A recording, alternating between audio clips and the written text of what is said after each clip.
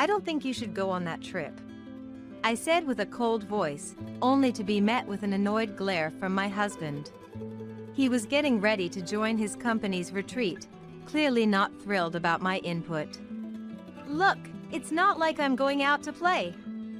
It's a social obligation, and I can't just not show up without a good reason," he retorted in a mocking tone, followed by an exaggerated sigh. "Well, I've warned you. Just don't regret it later," I responded. "My name is Grace. Currently, I'm a 28-year-old housewife. Anthony, my husband, and I have been together since our college days and got married after we both started working. He's 2 years older than me, and we got closer because we were in the same club. Well, to be more accurate, I joined the club because I was attracted to him. When I was a freshman, I was club hopping with some new friends I made. That's when I met Anthony, who was exceptionally noticeable due to his good looks while handing out flyers as the head of the club. One of my friends fell for him instantly and decided to join the club even before hearing what it was about. Eventually, dragged along by her enthusiasm, the rest of us submitted our membership forms and started participating. Unlike in middle or high school, I figured if I didn't like the club since it was just a hobby, I could just leave. That was the mindset of my other friends too, and we had agreed to join something anyways. Deep down, I also found Anthony charming. However, when the friend who had decided to join because of him started making moves, I decided to step back. Plus, there were quite a few other fans of his, making it difficult to get close. But, how did I end up marrying him, you might ask?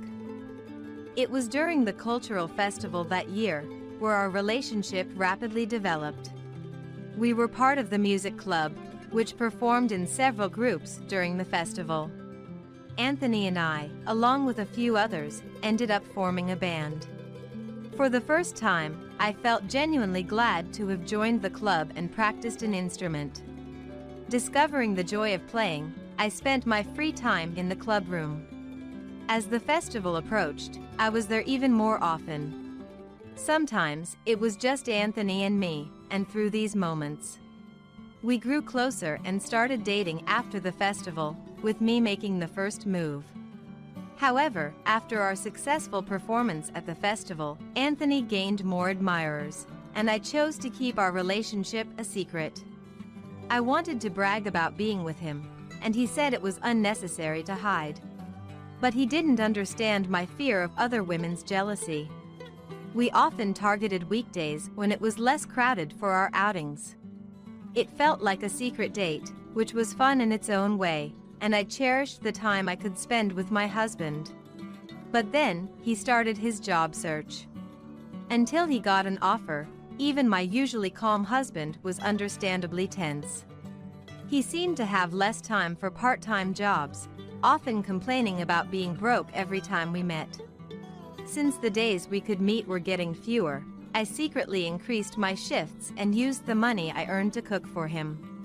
"I feel pathetic having to rely on this," he would say, yet he happily devoured every meal I made.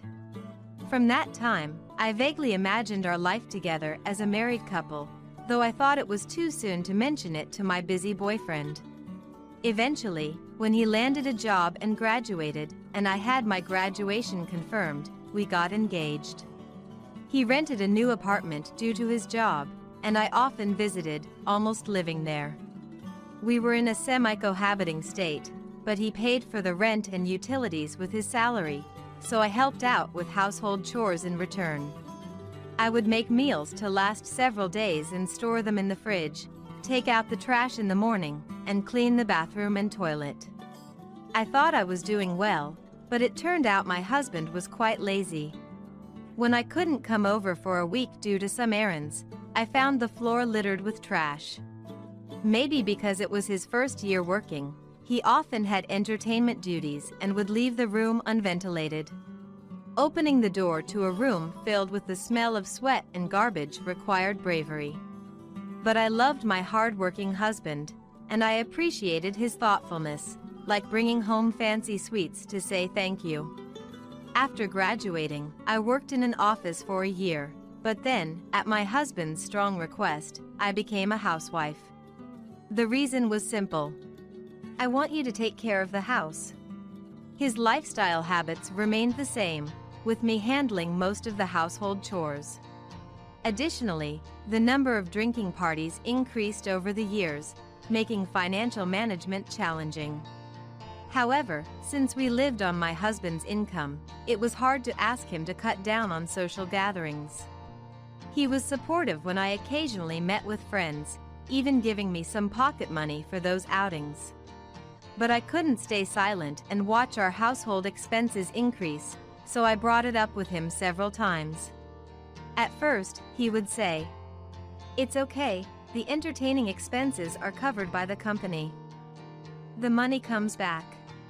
But gradually, he started giving specific reasons, like, "Today is a colleague's birthday," or "I can't miss a promotion celebration." It became harder for me to object.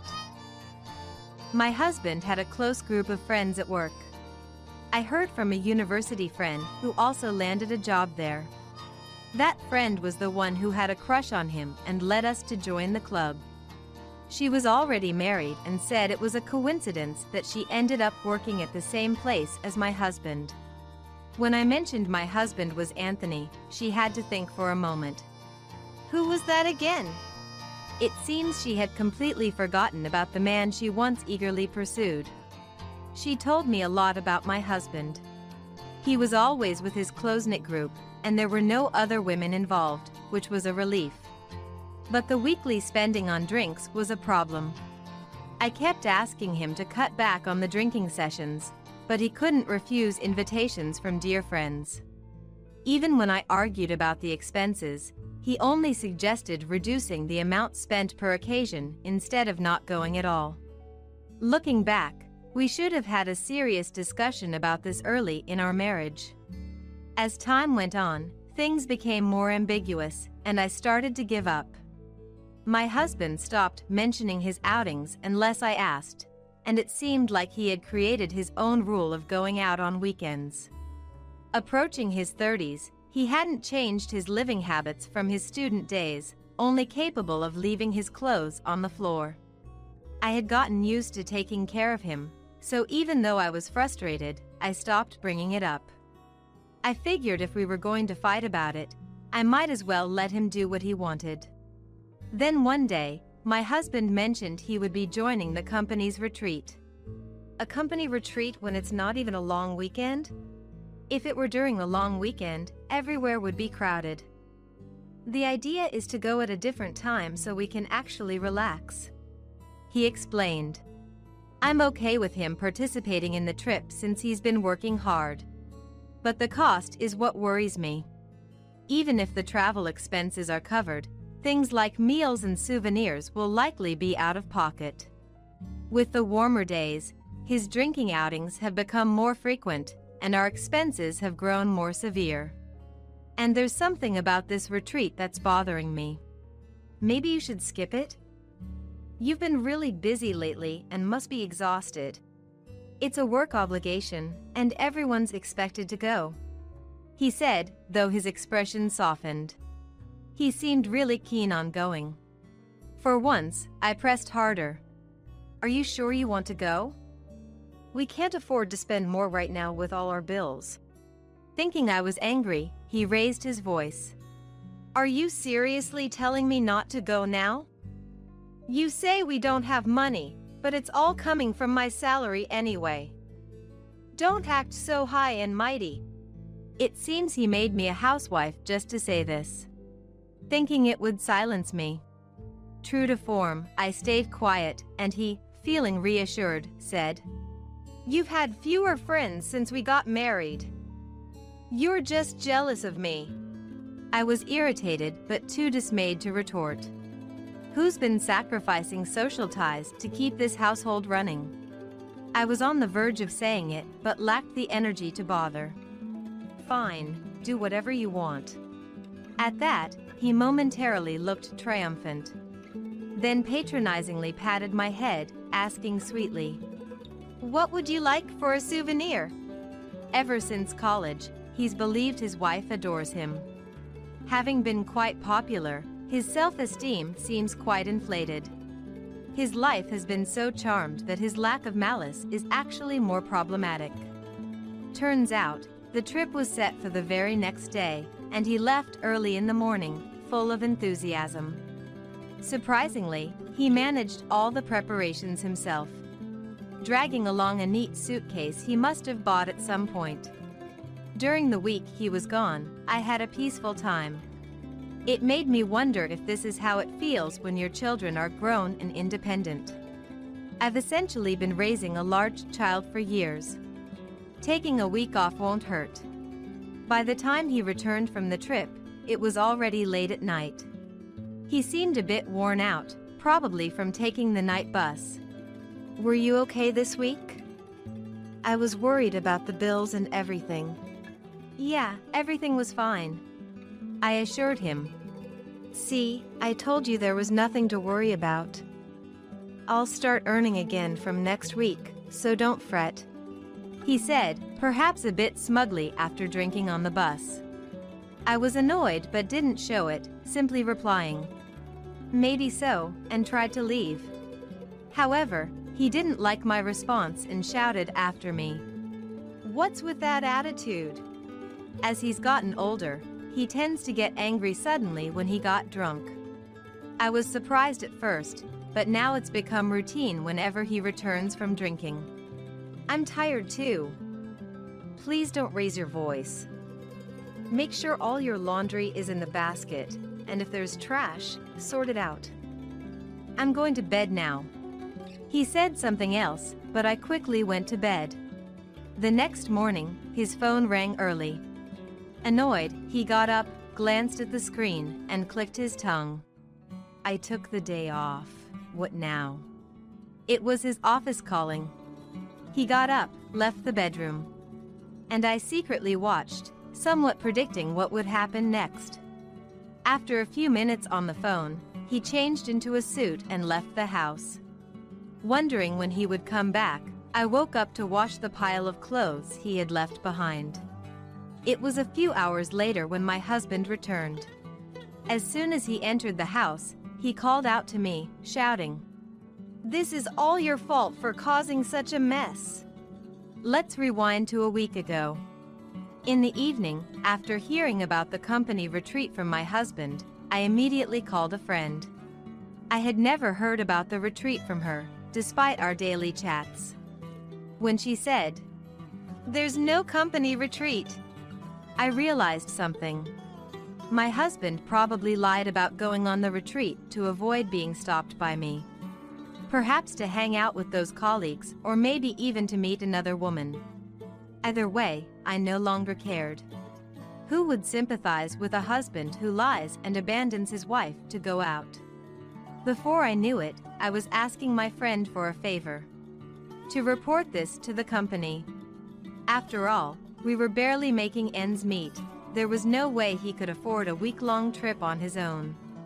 If the retreat was a lie, where would the money for it come from? Though I didn't want to think about it, my friend and I eventually came to the same conclusion.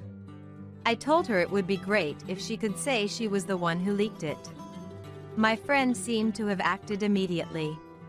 The company waited for them to return from their trip and then called them in. During that time, the company thoroughly investigated them. What followed was a series of records of misused expenses being uncovered. Their desks were found to be filled with blank receipts from various stores. They likely used these to falsely claim expenses for their numerous drinking outings, applying this money towards their trip this time. This was mostly accurate, and they admitted their guilt when called in. "We plan to submit it as a business expense for the retreat," they confessed. Everyone involved had repeatedly misused expenses, leading to a total loss of around several $1,000s. Naturally, they were all dismissed and faced claims for restitution and damages. Furious upon returning, my husband yelled at me, "This is all your fault." I don't know why he thought I reported him to the company. Since my friend was the one who actually reported it, I was relieved she wouldn't be harmed. Ignoring his own actions, he raged in front of me, where I presented him with the already filled-out divorce papers. Getting caught was your own fault. That's why I told you to cancel the trip. But if you've been doing this all along, it was bound to come out sooner or later. Though he glared and trembled, he snatched the divorce papers, saying, "I'm better off without a snitching, spiteful wife," and threw them at me as if to slap me with them. Good, this makes things easier. Goodbye, then. With that, I left, carrying the bags I had already packed. He kept his back to me until I left the room, perhaps out of pride. I caught a glimpse of his graying hairline and felt a twinge of sadness for the Anthony I once admired. Then, I headed to the small apartment I had already arranged. I never thought I'd use my savings from a year of work this way. Although I had some savings, the initial moving costs significantly depleted. Now, I need to find a job. After being a housewife for so long without any particular qualifications, I wonder if I can find work. At first, any job will do. I decided to work and become independent. After informing my parents about the finalized divorce, I also contacted my friend. One of them, concerned about me, suggested we meet up after a long time. That's right. Now that I'm divorced, I should live my life freely. I won't be forced to do household chores for anyone else. I just need to take care of myself. What a freedom. The next day, after spending a day unpacking, I immediately started looking for a job. I found some listings on job sites, prepared my applications, and went for interviews. Before I knew it, 2 weeks had passed while I was busy with this routine. The calls from my ex-husband became more frequent. On the other end of the phone, Anthony alternated between anger and tears. Having relied on me for household and financial management, he had run out of money within these 2 weeks. He had no savings habit, so his account was completely empty. With several bills due at the end of the month, Anthony asked me for a loan, saying, "We're divorced, so I have no obligation to pay for you. If you really need a loan, are you okay with interest? Why do you have spare money? Aren't you ashamed to have been saving secretly just for yourself?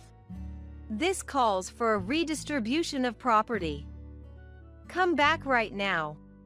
Anthony, infuriated by my advantageous position, screamed so loudly the audio cracked. "It's fine if you want to claim a redistribution of property, but that process is complicated and time-consuming. By the time you get it sorted, the month's end will be here. Then come over right now and give me half. Or remarry me for a while and take care of me." Frustrated by Anthony's self-centered demands, I ended the call without a word. I realized there was no getting through to him, and the thought of still being liked by him became physically repulsive. Of course, after setting my phone to block his calls, they stopped. Eventually, I secured a job at a food factory. Wanting to avoid any trouble with Anthony, I opted for a behind-the-scenes role. Working and sweating after a long break felt refreshing. Being single again, I reconnected with friends from my student days and started going out more. After a few meetings, my friends said I looked rejuvenated, and I felt a profound sense of fulfillment in my daily life. "I never imagined our house could be burgled," I muttered to myself. The day after our home was burglarized, I still couldn't grasp that it had happened to me. I was reflecting on my inability to act at the moment. Mother-in-law, concerned, hurriedly asked, "Did you see the face of the culprit?" However, an event that would save me from despair happened shortly after. My name is Mia. I'm 29 years old. I was married to Thomas, a year older than me, and we had a reasonably happy life. But recently, after losing Dad, I've felt a gaping hole in my heart. Dad gave me not only a lot of love, but also many lessons. Even after retiring, Dad never felt left behind by the current times. I remember him studying about money with enthusiasm, even as many others settled into a quiet life receiving their pensions. Dad continued to learn new things after retirement, never stopping despite my concerns. Worried, I suggested, "Dad, you've retired from your job. Why not take a break for a while?" But Dad, with a cheerful smile, replied, "I've worked hard for many years and can't suddenly stop. I'm just doing things I'm interested in as my way of preventing dementia. Don't worry about me." Half in disbelief yet fond of Dad, I watched over his actions, thinking if it's what he likes, then it's okay. When I got married, Dad was overjoyed, saying, "I'm relieved to see Mia so happy. I have no regrets in this world," with tears in his eyes. My husband and I, telling Dad to stop joking, laughed together. A few days after the wedding, Dad and I spent some father-daughter time together, during which he said, "Mia, I'll leave you plenty of money, so don't worry about finances even if you start a family." To which I replied, "Dad, I appreciate the thought, but don't waste your retirement like that. Actually, I want to take you on a trip. Let's enjoy some leisure time together." I thought I'd finally be able to show my gratitude. However, Dad, who had been so vibrant, suddenly passed away, and I was left feeling hopeless after the funeral. Seeing Dad's inheritance was shocking. Gold bars? I was speechless at the sight, not knowing their significance initially. But I soon learned of Dad's intentions. Research revealed that gold bars hold their value over years, hardly depreciating. Dad left me a lasting fortune to secure my future even decades after his passing.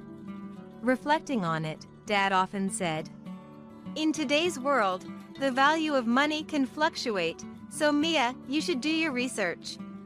At the time, I dismissed it due to daily busyness. Realizing now that Dad converted his wealth into gold bars to leave it for me, I couldn't be more grateful. Wanting to honor Dad's wishes, I kept the gold bars hidden even from my husband. Yet, someone had the audacity to say, "I heard Mia's dad passed away, so you must have gotten a hefty inheritance, right? Share some with me." Shockingly, these words came from my husband. His words were so unthinkable that I didn't respond. Then he said, "I've been feeling unmotivated at work and thinking of quitting to make a quick fortune. Winning a little makes me feel recognized, and it'd be a relief for you too if I became wealthy, right?" Realizing what he meant, I asked, "Is that some kind of gambling?" He boasted, "Well, kinda. But I'm not like those unsuccessful gamblers." I thought about discussing and deciding together on necessities like a house or car for us as a couple. But then, my husband started saying, "I also want to upgrade everything I wear to high-end brands."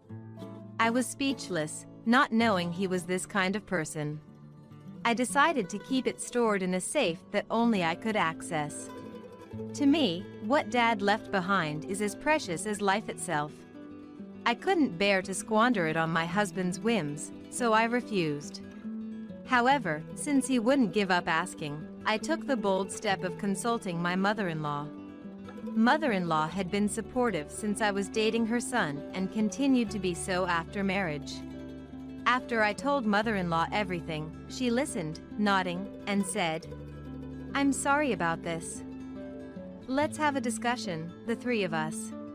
When I mentioned to my husband that we would discuss Dad's inheritance with mother-in-law, he seemed thrilled, thinking his wishes would finally be met. Later, eager to state his case, he said, "Given the uncertainty of lifelong employment, I've been working on a side hustle. I'd like a share of Mia's dad's inheritance to make it successful." A side hustle, or rather, gambling. I almost blurted out, but mother-in-law immediately mentioned, I saw you entering a slot shop recently." The room froze at her words. My husband made feeble excuses but was asked by mother-in-law to show his savings, revealing almost nothing. Mother-in-law scolded him with an expression I'd never seen before. "Thomas, enough is enough. Work properly without complaints. If you target me as Dad's inheritance again, I won't forgive you." Yet, my husband responded with dissatisfaction. "Okay, I get it.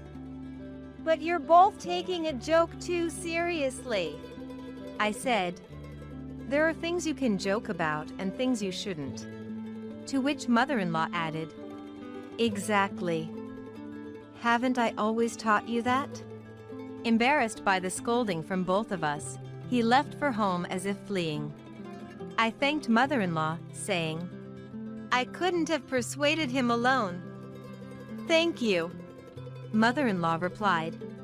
"It's okay. Thank you for marrying such a son." In return, she thanked me. Then she muttered, "Thomas really is a handful." I didn't miss a word and asked, "Does that mean Stephen too?" Mother-in-law nodded slightly. I knew Thomas had a brother named Stephen but hadn't really spoken to him. We only greeted each other during a family meeting, and I remembered his voice being deeper than Thomas's. I regret not having tried to interact more, not knowing how to approach him. I took this opportunity to ask mother-in-law about brother-in-law. Mother-in-law said, "Stephen quits jobs as soon as he dislikes them and is currently freelancing. I'm worried about his future.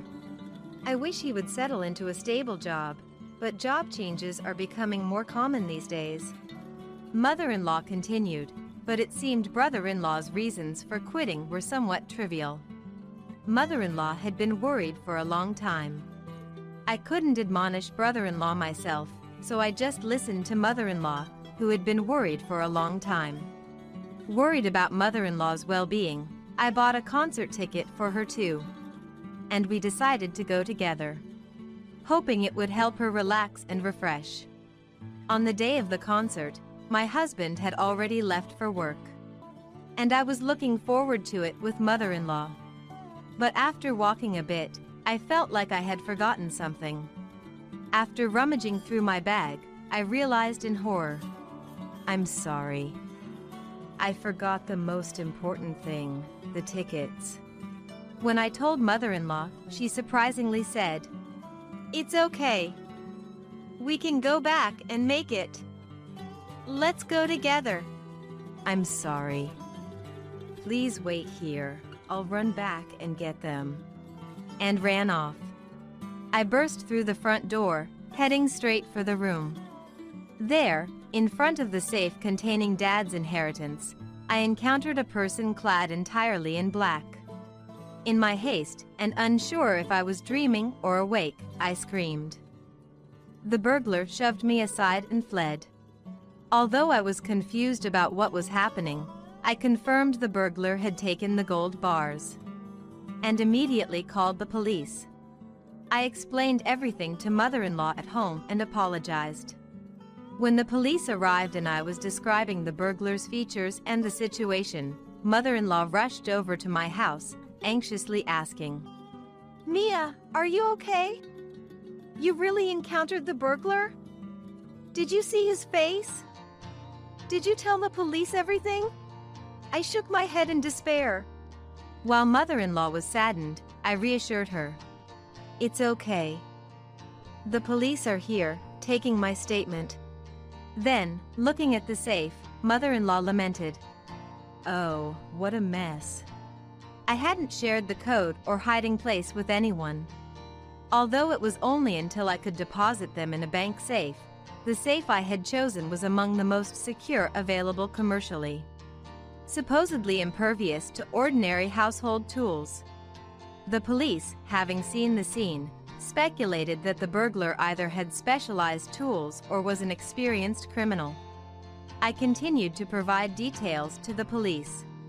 Afterwards, I told mother-in-law, "The investigation will start now and it might take a while, so please go back home and rest for now.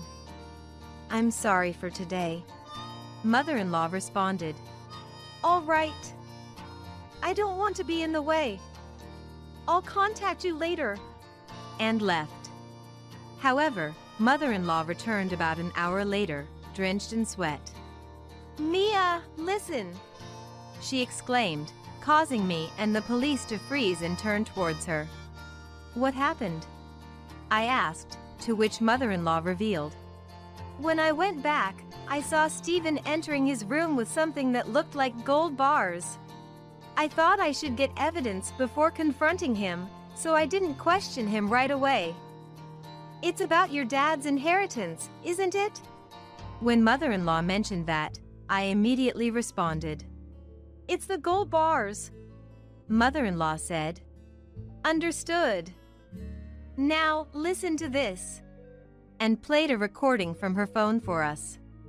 I managed to get the stuff out, but Mia caught me at the worst possible moment. Really screwed up there. And knowing how she showed up just then. The recording clearly captured someone speaking foully. That low and distinctive voice was unmistakably Stephen's. I was certain of it. It also captured a strategy session over the phone with my husband on how to deceive the police if questioned. After recording the scene, mother-in-law, though shocked, submitted it to the police. Apologizing, mother-in-law said, I'm really sorry for causing you distress. I just thought I had to secure some evidence. I quickly assured her. You did nothing wrong, Thomas's mom. My primary concern is catching the burglar as soon as possible. Your evidence was incredibly helpful. Thank you. The police immediately headed to brother-in-law's location, where he confessed to conspiring with my husband. Thomas wanted the gold bars to pay compensation to his mistress's husband. Brother-in-law revealed. Mother-in-law and I were stunned, blurting out. What? An affair? Nodding, brother-in-law continued. My brother was trying to convince Mia to hand over the gold bars to cover up the affair without it being discovered. Hearing this, I remarked. Thomas said he was gambling, thinking that would convince me? Brother-in-law replied. He started gambling on his own, hoping to pay off without any help. But as his savings dwindled, he became desperate and tried to persuade Mia to give him the gold bars. That explains the time my husband begged for money. I thought to myself. When I asked, and then? Brother-in-law continued. A few days later, when Mia wouldn't agree, Thomas called again, saying we'd execute the burglary plan on a day Mia was out. He promised me a share if we succeeded, so I followed his instructions and committed the crime. Hearing this, I realized my husband had his brother do it, likely because he knew his own physique and mannerisms might give him away. Not only was Dad's inheritance stolen, but I also learned of the affair, and I decided it was over with my husband. Just as brother-in-law had confessed, my husband returned home. Mia, I've heard about what happened. Are you hurt? Everything okay? He asked, putting on a poorly acted concern. Unaware of brother-in-law's confession, my husband was puzzled by the cold looks around him, saying, Well, losing Dad's precious inheritance is sad, but what's lost is lost, right? We can rebuild our fortune together from scratch. Trying to dismiss the police and grab my shoulder. Disgusted by my husband after hearing everything from brother-in-law, I pushed him away, saying, Stop. Don't touch me. Surprised, he looked at me. Mia, what's gotten into you all of a sudden? You're scared of the police, right? Let's talk, just the two of us. Trying to drag me outside forcibly. I resisted, but he was too strong and dragged me along, leaving me feeling helpless. The police intervened. She said to stop, so let her go. Restraining him with several officers. Everything from the burglary plan to your affair has been exposed. The police informed him as he struggled and attempted to flee. However, his escape was futile and he was caught. Thus, the gold bars were safely returned to me. The day after the burglary incident, still in disbelief, I muttered to myself, "I never imagined a burglary could happen at my house." Unforgivable actions by my husband and brother-in-law led me to file a lawsuit immediately. While my husband received a suspended sentence, brother-in-law, having no job and supporting himself through crime, was found guilty of other offenses and received a prison sentence.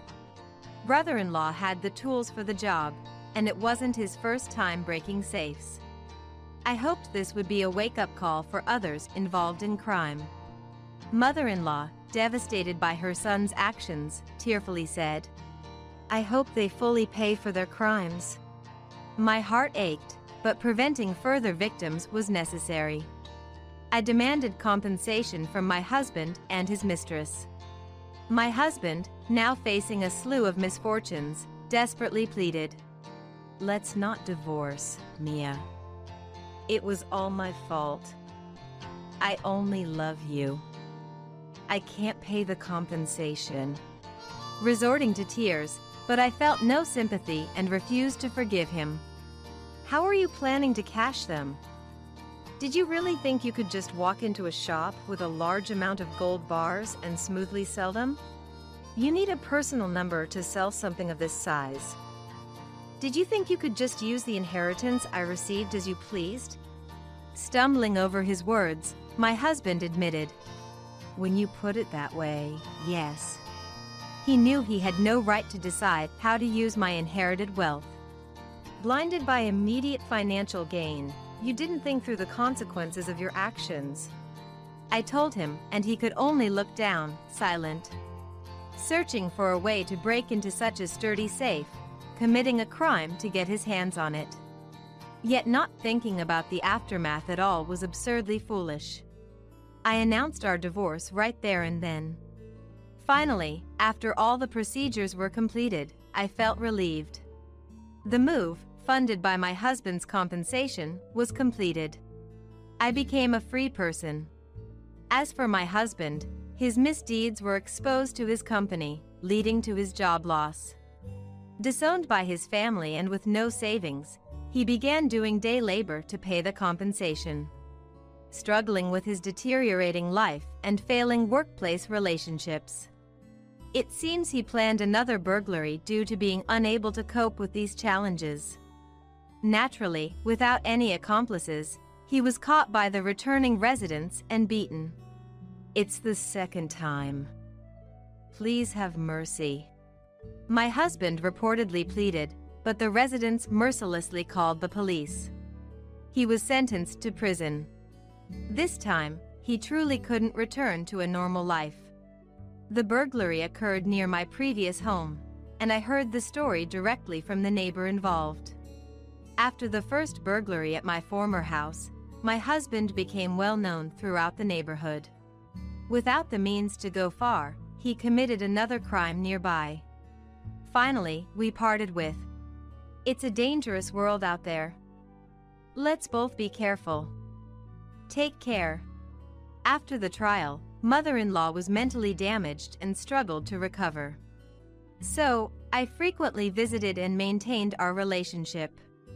I wanted to do everything I could for mother-in-law, who had always been kind to me.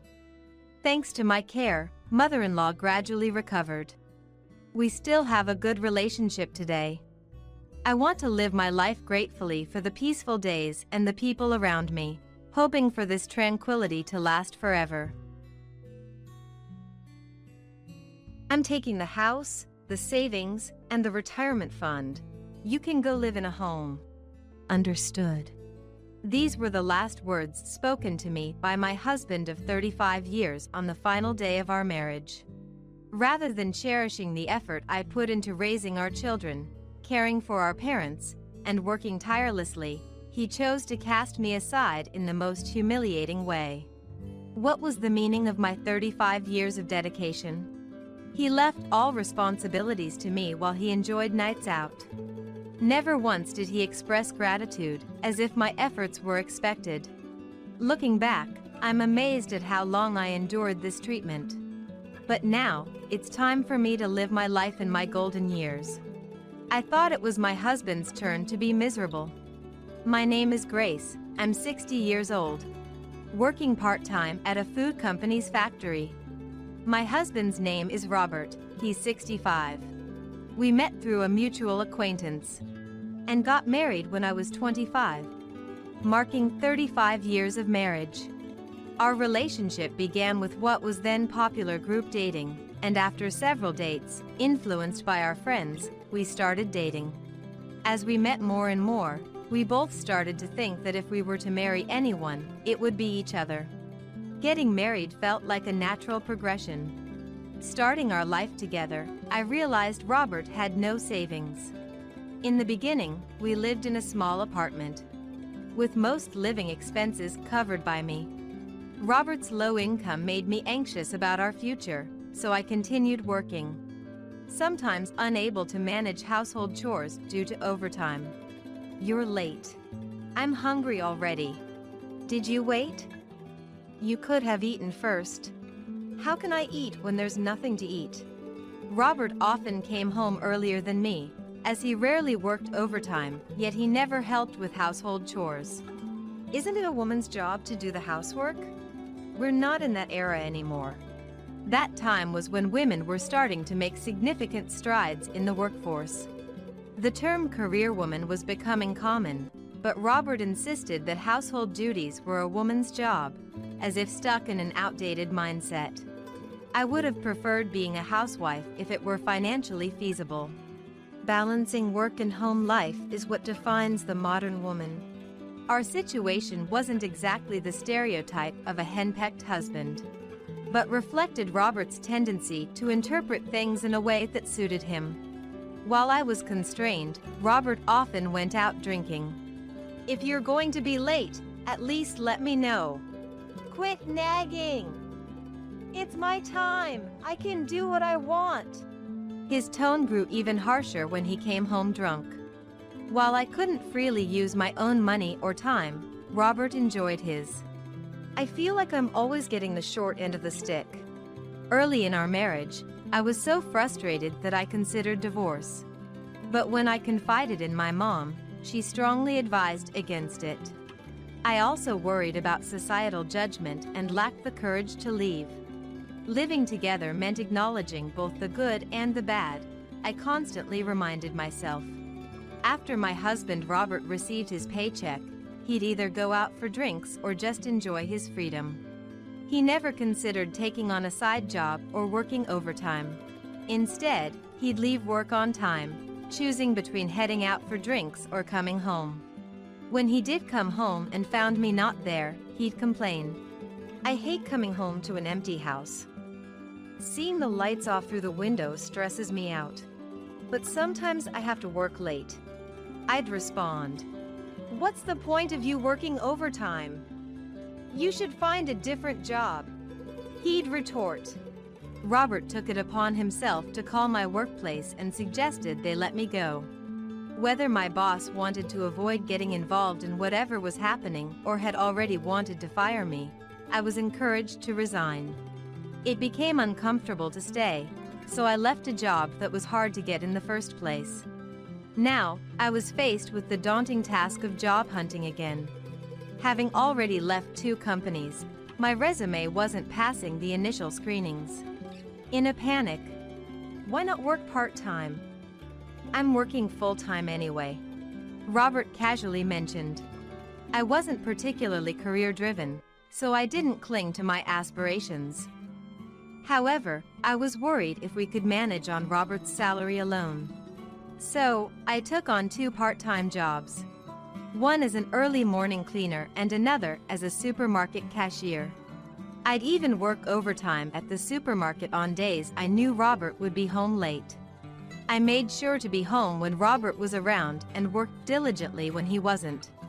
I endured years of this routine, convincing myself that Robert needed me. I found his desire to have me home when he returned somewhat endearing at the time. A year into our marriage, I gave birth to our first son. Our apartment is getting too cramped. Yeah, the kid will want his own room when he's older, and he might even want siblings. Around that time, Robert's mom, Karen, who was a divorced single mother, suggested we live together. Probably, she felt lonely after Robert, her only child, left home.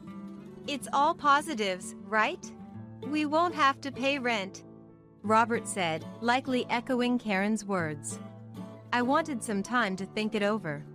Mom's already getting things ready, he pressed, revealing that a room for our son was already being prepared, complete with new wallpaper. I was shocked at how far they had progressed with their plans without me. Wanting to continue working part-time, I agreed, albeit a bit lightly. A decision I would soon regret. Karen seemed to have it out for me, delivering daily doses of sarcasm. It's sad for the child to see his mom work so much. I can't believe this. It wasn't like this in my time, she'd say. Karen had never worked. After her divorce, she relied on her parents to raise Robert. Karen's family was somewhat wealthy, so there was money. Now, it seems she's living off a small inheritance and a meager pension. Though her spending habits seemed a bit extravagant. Her kindness extended to her hobbies and her son and grandson, but never to me. Meals were prepared without considering me, and I was often left behind on outings. I was thankful she looked after my grandson, though. With Karen taking over the household, Robert told me, "You can work full-time now, overtime included." What? Why all of a sudden? I asked, baffled. "Since Mom's here, you can go work," he said. I thought to myself, what a selfish person he is. It was then I realized that when he said he wanted me to stay home, it wasn't because he wanted me there, but rather someone to take care of his needs. I started my mornings by dropping off our child at the childcare center, then heading to work as a temp. Fortunately, Karen was always willing to pick up our grandson, which allowed me to rely on her for the return trips. Being able to work overtime without complaints was a relief. This routine continued for about 10 years until Karen began to act strangely. "Who are you?" "A thief, I guess." "Robert, call the police." "No, it's me, Grace." Karen had developed Alzheimer's disease and saw me as a complete enemy. She increasingly failed to recognize Robert and our son as well. One day, while wandering, she was involved in a traffic accident and became bedridden. "This is your fault. You're responsible for taking care of her," Robert blamed me. "How is it my fault? You shouldn't be working late nights. But you're the one who said I could work." Our arguments became endless. I considered leaving with our son, but couldn't abandon Karen. Besides, our son loved both Robert and Karen too much for me to separate them. Karen, who never accepted me as family, complained daily while I cared for her. When I confided in Robert, he dismissed it simply. "She has dementia, what can you do?" Eventually, I quit my job and became increasingly isolated. I had hoped Karen might become kinder to me, thinking I was a stranger due to her condition, but that was wishful thinking. She must have inherently disliked me. Yet, she was still an important grandmother to our son. I cared for Karen alone until she passed away. After Karen's death and our son becoming independent, only Robert and I remained. With Robert's retirement coming up next year, I looked forward to traveling together and exploring new places. However, Robert presented me with something shocking. "Mine's already filled out. Just sign and submit it." "A divorce application?" "It's obvious if you look at it. You're really dumb, you know. That's what's been so annoying." I felt as if I'd been punched. It felt like I might collapse right there. "Why? Did I do something to deserve a divorce? If I had to say, I don't want to spend the rest of my life with you." "What do you mean?" Robert looked at me with a scornful smile and dropped a bombshell. I want to marry someone else. And then, there was Robert's mistress. It seems their affair had been going on for years. The mistress was 20 years younger than me. Even when I was taking care of Mom and raising our child, you were cheating? That's about right. The anger inside me was about to explode. While I endured Karen's harsh words, took care of our child, and suffered loneliness all by myself, Robert was out having fun with his mistress. I wish I never knew this. You've been deceiving me all along. I'll never forgive you. And what are you going to do about it? Like you could do anything. Robert taunted me with a smirk. So, you're divorcing me to be with her? That's right. She's much younger than you. Understood. I'll sign the divorce papers. But just so you know, I'll be seeking compensation from both of you. Fine by me. I'll pay whatever amount. I've got Mom's inheritance, after all. Oh, but just so you know, I'm not splitting any property with you. I took a moment to think. I had some savings of my own, which I didn't want Robert or his mistress to get their hands on. Okay, I'll settle for the compensation. In return, we don't split my assets either. Robert burst out laughing at that. Your money isn't worth much anyway. I don't need it. We signed the documents in the presence of lawyers, agreeing not to pursue a division of property but to settle on a compensation claim. I received $30,000, which seemed to be paid out in a lump sum from Karen's estate. He probably wanted to start his new life with his mistress as quickly as possible, resolving any messy ties with money. After the lawyer left, I'm taking the house, the savings, and the retirement funds.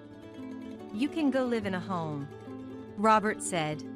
And so, I did end up moving into a facility.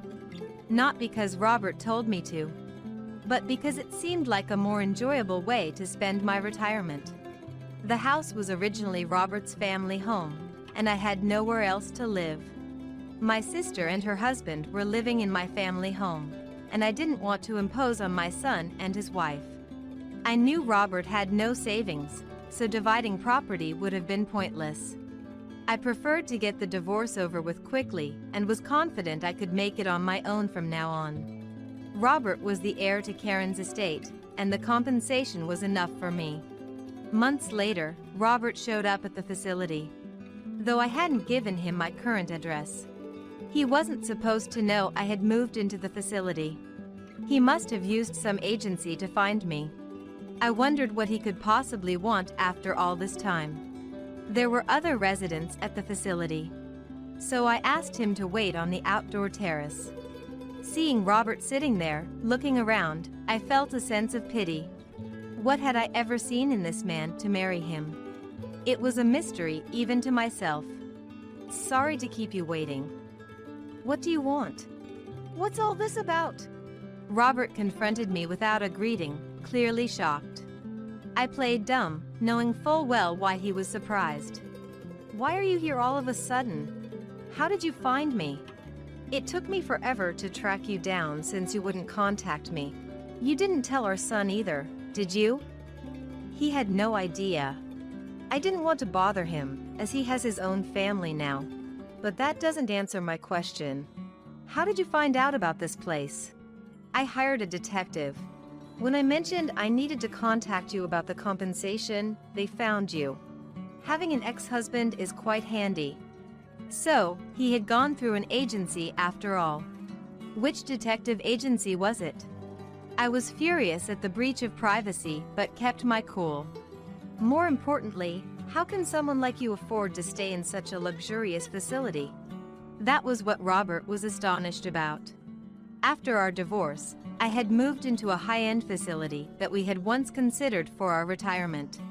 It wasn't your typical nursing home, but more of a luxury apartment complex with an attached hospital.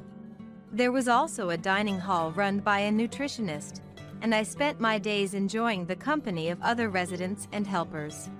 You could be on your own if you wished, and someone would check on each room daily to ensure no one had fallen.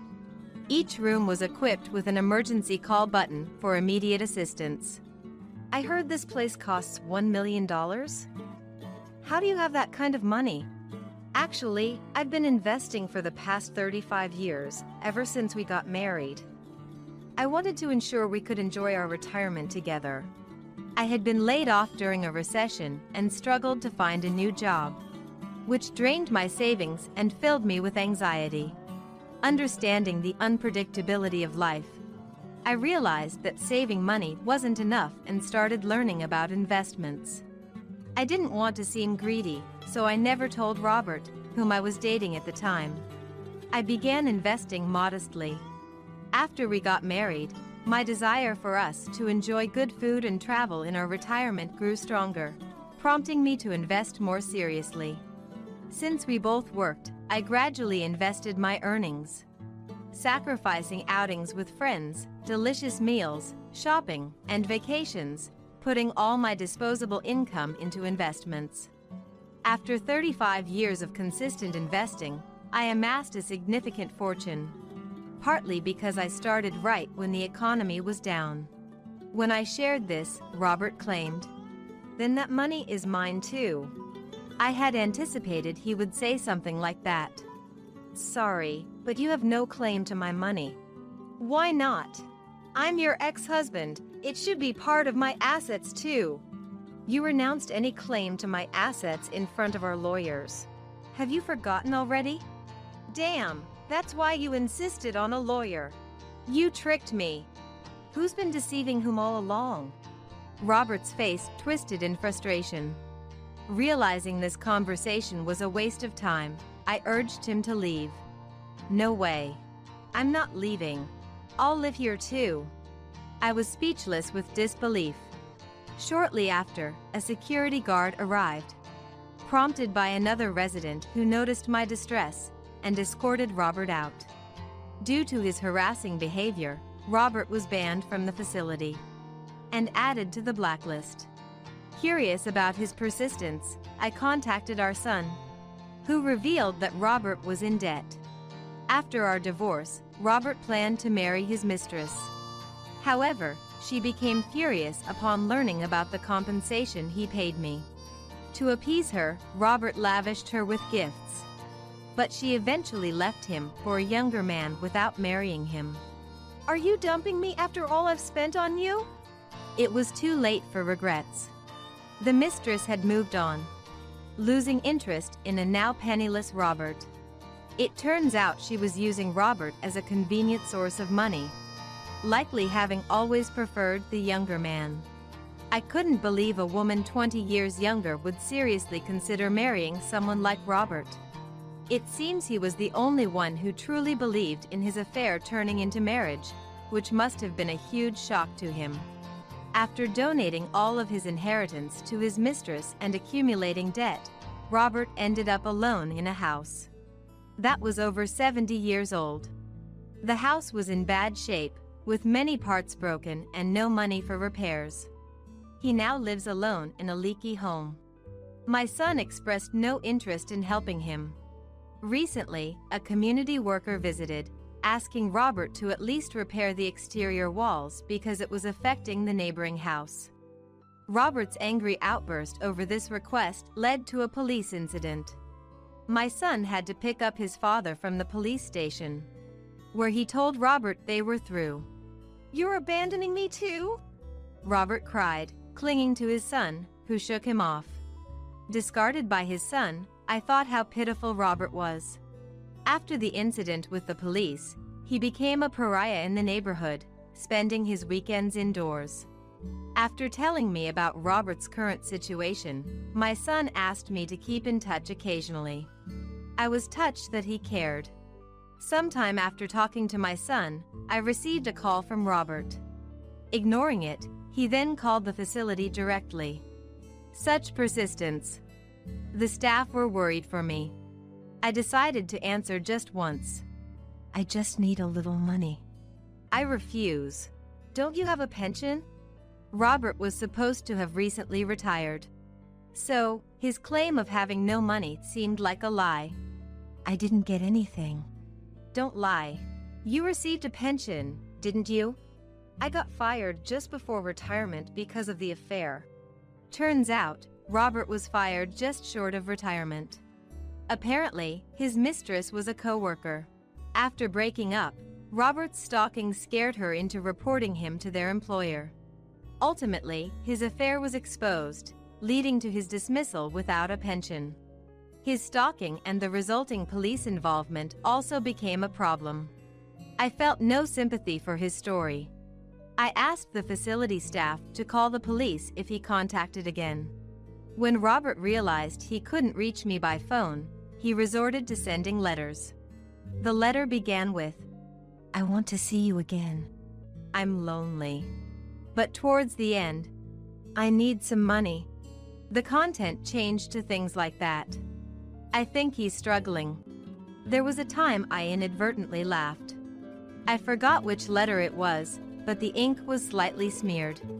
It looked like it was from tears, but I suspect it was just water. I wondered what the point of such a performance was. Truly, it must be hard for him. The letters stopped after about a year when I didn't respond. Years passed, and I had completely forgotten about Robert. Then one day, while I was shopping, a man in dirty clothes, emitting a slight odor, approached me. It was undoubtedly Robert, now thin with almost entirely white hair and a bushy beard. "Isn't that Grace?" I was shocked by how much he had changed. "I've finally found you. Let's start over. You're all I have." Feeling frightened as Robert grabbed my hand, he insisted. "It's me, Robert. You recognize me, right?" "I do, but we are strangers now. Goodbye." As I tried to leave, Robert blocked my path, looking at me with desperate eyes, then suddenly begged, "Please, come back home. I don't want to be alone in my old age. You were the one who drove me away. Have you forgotten?" "I'm apologizing, aren't I?" "Sorry isn't enough. I've moved on. You should too." Despite my attempts to ignore him, Robert kept chasing me, repeatedly bowing his head. "We're divorced, Robert. Stop this." "I was wrong. You were the most important thing to me. I've realized that now." "It's too late." As I tried to distance myself, Robert grabbed my arm. Then, "Could you let go of her, please?" "Who are you?" "This is my husband." "What?" I had remarried. My new husband's name is Matthew. 2 years my senior. We got close in the same facility where we met. It was Matthew who had called security when Robert visited. This was shared with me by another resident, and I was drawn to their considerate and kind nature. We naturally spent more time together and decided to marry. Despite wondering if it was odd to remarry at our age, we chose happiness for our final chapter. Matthew pulled Robert away from me. "You remarried?" "Yes. So please leave me alone." "So that's how it is." Robert was visibly shaken. I was worried he might lash out at Matthew in anger, but he had no energy left. Instead, he collapsed, crying on the spot. "Please stop. It's embarrassing." "Shut up! Don't bother me!" Robert cried unabashedly, as onlookers watched from afar. I thought it was a pitiful sight. A grown man, crouched down on the street, crying. Is this something a person can do without shame? Or perhaps, am I being tested? "Grace, let's go." "Yes." Encouraged by Matthew, I left the scene behind. Since then, Robert has not appeared before me again. According to my son, Robert still lives in the same old, unrepaired house. Unable to properly take care of household chores and accumulating garbage to the point of generating complaints for the smell. My son has been inconvenienced by repeated contacts every time there's a complaint. Despite attempts to reason with him, my son finally lost his patience. In front of a city official, "He's not my son," Robert declared. Following that, Attempts to contact my son ceased when Robert reacted angrily to them. It seems the authorities have also given up, deeming any effort futile. Truly, Robert has become a neighborhood nuisance. However, that's no longer my concern. Ultimately, abandoned by everyone, Robert lives in isolation. If only I hadn't started that affair. My son mentioned hearing Robert say. But to me, it's not about the affair. It's the price of living selfishly, without regard for others, now coming back to haunt him. It's his responsibility.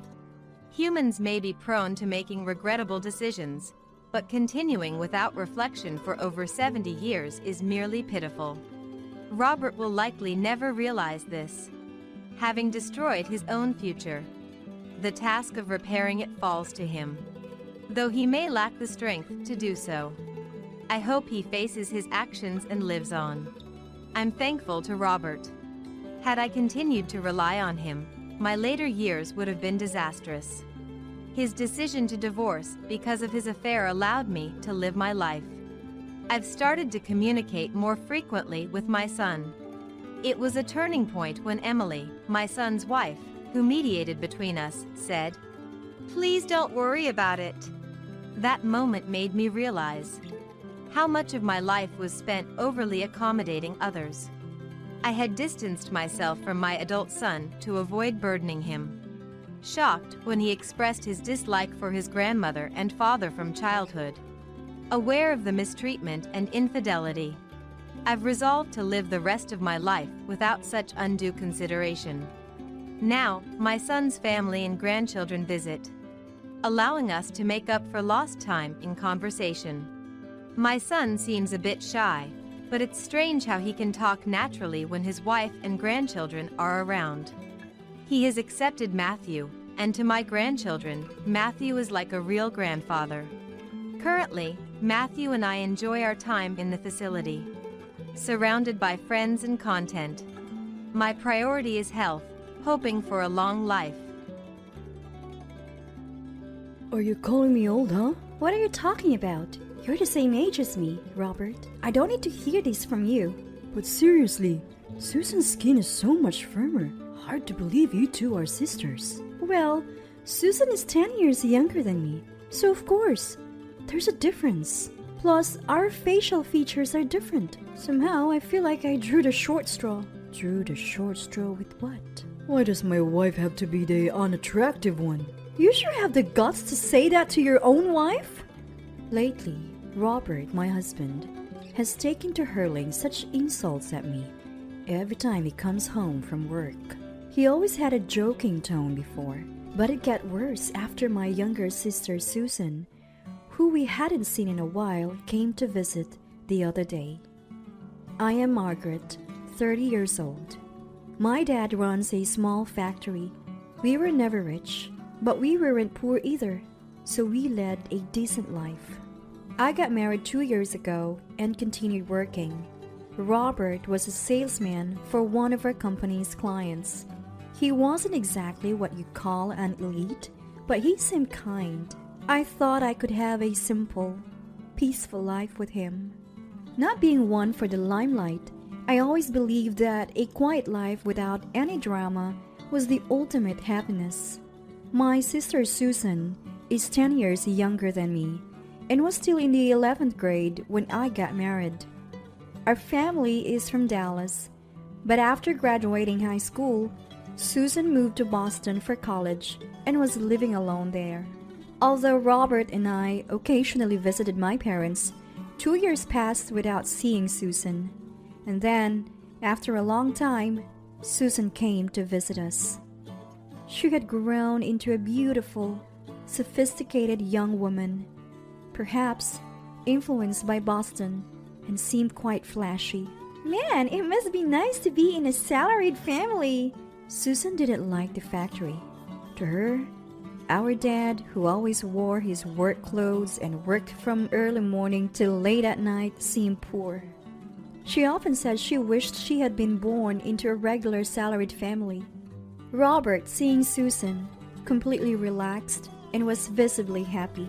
He never helped with housework, but he went out of his way to take care of Susan, and I couldn't help feeling a bit off about the difference in his attitude toward me. Susan, you become so beautiful. Just like a model. Stop it, Robert. You're teasing me. No, really. You don't look like sisters at all. Well, I've always been told I don't look like Margaret since I was a kid. I guess so.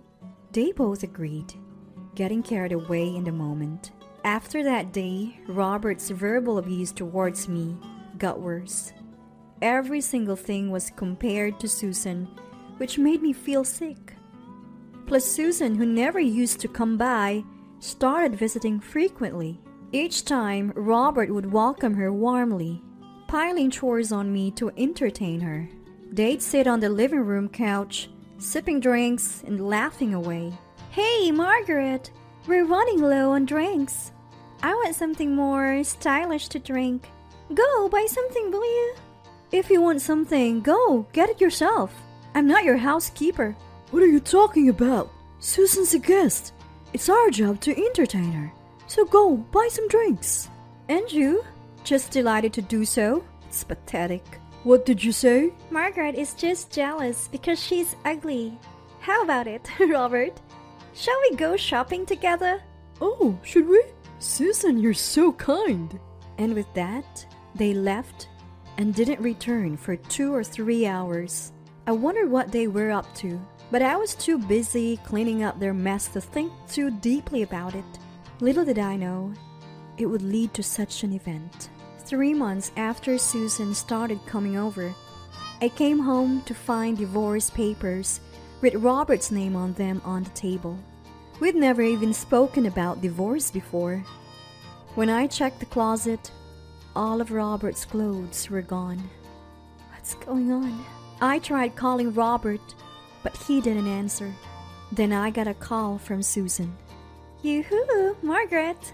Sorry, I'm a bit tied up right now. Tied up? Like, wondering where Robert has gone? How did you know that? Actually, I'm with Robert right now. Are you talking about my husband, Robert? What do you mean? Well, we've eloped. Huh?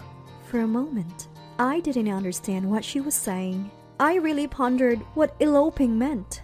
It was a word I should have known for the longest time, yet I couldn't grasp it. Elope? What's that? Oh, come on. Elopement is elopement. Forbidden love. You know, Robert and I have run off together on a journey of love. Are you joking? Of course, I'm serious. My husband and sister eloped. It felt like something out of a cheap romance drama. Not something that would happen to me. My life was supposed to pass by ordinarily without much ado. And above all, that's what I had hoped for more than anyone else. Robert is my husband. Susan, you are my sister. You two eloping is impossible. Oh, come on. That's exactly why we eloped. If Robert wasn't your husband, there would be no need for us to run away, right? But you know what they say. The greater the obstacle, the hotter the love burns.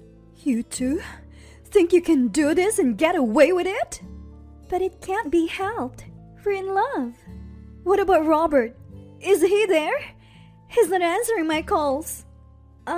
He doesn't want to talk to you anymore. But since I'm your sister, I went out of my way to let you know. Be grateful. With that, Susan hung up the phone. No matter how many times I tried to call back, there was no answer. I immediately contacted our parents and my in-laws to report the situation. Both sets of parents were shocked, thinking this must be some kind of bad joke, just like I did. But in reality, they had meticulously planned to elope. Robert had already quit his job, and Susan had submitted her withdrawal notice to the university. Furthermore, Susan had withdrawn all the money from our parents' accounts and even took all the cash that was left at home. It might have been possible to find out where they were by hiring a private investigator. Paul, my father-in-law, offered to cover all the costs to find them and have a talk, but I refused. It was Paul's right to search for them and talk, and the in-laws could do as they pleased, but I never wanted to see Robert's or Susan's face again. I'm truly sorry. What Robert did is unforgivable. Paul apologized, bowing deeply to the floor. My dad looked downcast, and both my mom and mother-in-law were in tears. However, the situation was even worse because it involved my sister. Since it was our own family member, it was impossible to comprehend what our parents were feeling. Robert had fled after borrowing money from colleagues and friends who then came to me asking what happened or even came to our house demanding repayment. Every time, I had to explain the situation or apologize, and it left me completely exhausted. Pity was evident in the eyes of Robert's friends, making me feel utterly miserable. Seeing their faces, I thought I couldn't possibly share this embarrassing story with my own friends. My own husband and sister having an affair. What a foolish story this turned out to be. I must have been a fool not to realize until it got to this point. Looking back, there were many signs, yet I never doubted them. It never crossed my mind that people could betray you like this. Not your sister with your husband. Not your husband with your sister. Such tales might be common in the world, but you never expect them to happen to you. While I've told my close friends about the divorce, I still haven't been able to share the painful details. Did Robert have an affair? They'd ask. Well, something like that. I'd respond vaguely. It was much later before I could tell my friends the truth. For a while, I didn't feel like doing anything, and I quit my job and shut myself in, my mental state in shambles. I even thought everyone must be laughing at my disgrace. I went back home, but hearing laughter around me made me stay in my room with my ears covered for days. Eventually, both Robert's parents and mine cut ties with the couple and stopped all communication with them. As time passed, it slowly started to heal my heart. It took a year before I could look people in the eye again, but gradually, I grew tired of causing worry and wearing a gloomy face. Despite doing nothing wrong, I couldn't help but feel the weight of others' gazes on me. While I was wasting my time aimlessly, those two were out there, probably living it up, and it finally struck me how silly I was being. I have every right to enjoy my life too. With that realization, I could finally lift my head and walk proudly again. I'm okay now. Really sorry for worrying you. Both my dad and mom seemed relieved by my words. Looking back, they probably had it much harder than I did. Yet, I worried them so much. After that, I started helping out at my dad's factory. Working there, I could forget the unpleasantness and time seemed to fly by. The memories of those two would occasionally cross my mind, but mostly I was able to leave without recalling them. And so, 20 years passed, and I had nearly forgotten all about them. Dad fell ill and passed away 3 years ago. Out of consideration for me, perhaps he never mentioned Susan's name to the end. But he had such a peaceful look on his face when he passed. It looked to me like he was smiling. I believe he was satisfied with his life, and Mom said the same. Margaret, I think Dad had a fulfilling life because of you, she said. I couldn't stop my tears at her words. It's been 3 years since Dad died, and I'm still running the factory, living fulfilling days. Out of the blue, Robert reached out to me, shattering the quiet. It had been so long for a moment I didn't recognize who it was. It's me. Have you forgotten? It's Robert. Robert, you mean? Yes, your ex-husband, Robert. What do you want after all this time? I just had some good news and thought I should let you know. I really don't need to hear it. Don't be mad. It's not bad news for you. Me and Susan's kid got into college. You, on the other hand, seem to be living the same lonely life. I wondered why he would contact me, and then I thought, it must be something trivial. Did he expect me to feel regret or envy upon hearing his news? Perhaps Susan told him to reach out to me. I could almost see Susan's face gleeful at that thought. Why do you think my life is lonely? Come on, you're still single, right? Susan told me. She said you're the type to brood over things, that you'd never accept the reality of her taking your husband. You must have been holed up all this time. Typical Susan. She seemed to know me well. But people change over 20 years, and I'm no longer who I was back then. I am married with 2 kids. What? After 20 years of no contact, it's odd that he would assume I'm still single. Maybe he thought I was still carrying a torch for Robert. Now that would be a joke. Your partner must be some poor guy, right? Your dad was just a worker at a small factory. Dad passed away 3 years ago. Huh? I thought about informing Susan, but I didn't know where she was. Mom said there was no need to go out of our way to tell her, so we didn't contact her. So the old man's dead? Does that mean the factory closed down too? That's a shame. You don't know anything, do you? Don't you read the economic magazines? What are you talking about? My dad's factory specialized in making precision electronic parts. And there was an engineer who fell in love with the precision components my dad produced. This engineer frequently visited my dad and offered to support his company. Together, they achieved success in developing new parts. Their precision became widely recognized, and my dad's expertise started to garner both domestic and international acclaim. Before he knew it, the factory had become famous. It's often featured in economic magazines. I don't know, nor do I care to know what kind of life Robert and Susan are leading, but they seem to be out of the loop when it comes to current affairs. My dad's factory has expanded to a second one now, and it's making over $100 million a year. Really? Seriously? We all work hard for it, so we didn't have the time to reminisce about you guys. Your kid got into college? I couldn't care less. Did you think I had a family here to share such joys with? That's still the optimist, I see. Robert fell silent at my words. Perhaps he thought time would have forgiven everything. And to come to me with such news, I can't fathom he's in his right mind. I am relieved all over again that I divorced such a man. That's why I have my happiness now. So you just said your father's factory is making $100 million a year? And what of it? Well, Susan's his daughter. She has a right to her inheritance. Hand it over.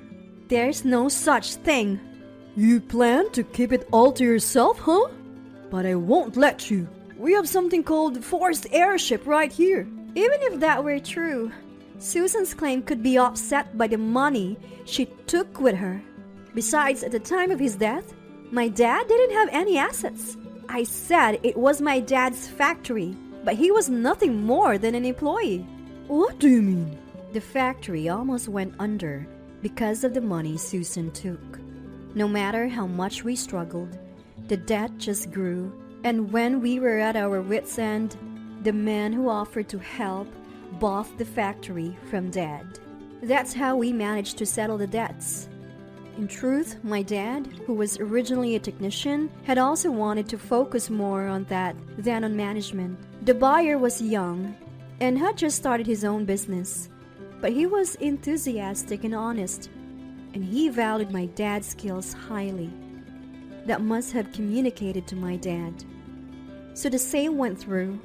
The factory continued to employ all its workers without fail, and Dad could dedicate himself to developing parts which truly made him happy. What a foolish thing to do! What we do is none of your business. There's no need for you to comment on it. So in the end, the factory was just taken over. What are you doing there? Working as a part-time lady? Tough luck. The man who bought the factory is my current husband. Huh? Yes, I was drawn to the sincere personality of Timothy, the husband who had been coming to see Dad. My parents felt the same way. So when it came to me marrying Timothy, they both cried tears of joy. When we informed Robert's parents about our remarriage, they were genuinely happy for us. That was the last time. I haven't been in contact with them since. I stopped reaching out because I think it's painful for them to be reminded of what Robert did when they see me. Your husband? What about him? Did you deceive a man and steal a factory from your father? Really? You can only come up with such low-quality ideas. I don't even feel like talking about this anymore. Just wait. My son got into college.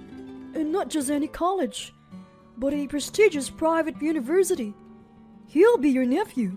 So what? Well, I mean, give us a celebration gift. The cost for college, all in all, is $30,000. Are you stupid? Why would you think I would pay that money? Because your husband is making a profit. So it wouldn't hurt to give that much for your nephew's celebration, right? Is that why you contacted me? All this talk about property and whatnot? Is it all about the money? When I asked that, Robert's voice seemed to crack. Maybe he was a bit flustered. Seems like I hit the mark. After 20 years to come asking for money from an ex-wife you abandoned, what kind of nerve? Sure, that child is my nephew. But considering what happened, doesn't a 50-year-old man understand he's not in a position to demand anything? I feel deeply ashamed that I was married to such a man. Actually, the company I work for is about to go under, and I'm on the list to be laid off. If things stay this way, I won't be able to pay for my son's college fees. So help me out. He's your beloved nephew, isn't it? I don't know this child you're speaking of, nor do I have any obligation to celebrate. You've done enough to ensure that. Don't you understand? It was a long time ago. Can't you just let bygones be bygones? With that, Robert started crying over the phone, using tears to persuade me. My heart only grows colder. Does he think crying will get him forgiveness? I don't have the slightest belief that there will be a day when I can laugh and meet with them. Don't expect a day to come when I let this go ever. So you don't know about Dad and Mom? I tried contacting them, but I couldn't get through. And when I went to their house, it was on the market. They haven't, have they? I don't know. Or rather, you haven't contacted them once in these 20 years? I didn't have any business with them. So now you're in trouble, and that's why you're contacting me? I have no other choice. Do you know where they are? If you know, tell me. They are my parents. Actually, both of them are now living in a paid nursing home, having sold their house for the money. I haven't seen them for a long time, but I recently received a postcard letting me know. I think we won't meet again. Now I just hope they live peaceful days. If Robert were truly concerned about his parents' well-being, that would be one thing. But for someone who's only looking for their whereabouts to ask for money, why should I bother telling him? I truly don't know. I haven't been in touch since then either. So I'm going to hang up now. I can't be of help to you, or more like I don't want to be. I have no intention of getting involved, no matter what happens. Don't forget that. How could you? After that, there were a few more calls, but I blocked them. Then it seems Susan reached out to Mom. Hey Mom, please, I need help. Robert said he'd managed to cover college costs by asking relatives, but he got turned down and, well... During that conversation, when their son pressed them on why relatives had refused to help, it seems Susan and her husband finally told their son about the circumstances of their marriage. That's when their son blew up, yelling, That's the lowest of the low. I'm ashamed to have you as parents. This is the worst. And he left the house. Robert was fired from his job and couldn't find another, was kicked out of his apartment for not paying rent, and is now forced to live a hard life in a dingy, cheap apartment in an alley without sunlight. He's working part-time jobs from morning till night, but it's not enough to catch up with his debts. It seems Susan was crying on the other end of the phone, begging for help.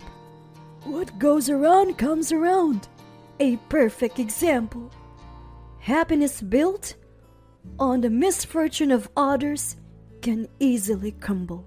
You should chew on that thought for the rest of your life, Mom said before hanging up the phone.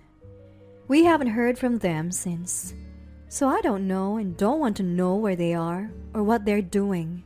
I just want to keep working hard and honestly, protecting my family and the technology left behind by Dad's factory. I am supported by my family smile. I'm truly happy every day. That's the end of The Old Hag. The voice was unmistakably Sheila's. It was still dark outside, 4 a.m. What could Sheila be doing in the bathroom at such an early hour? She must be talking about me when she says old hag. Terrified, I quickly returned to bed. It was a good thing I woke up just then.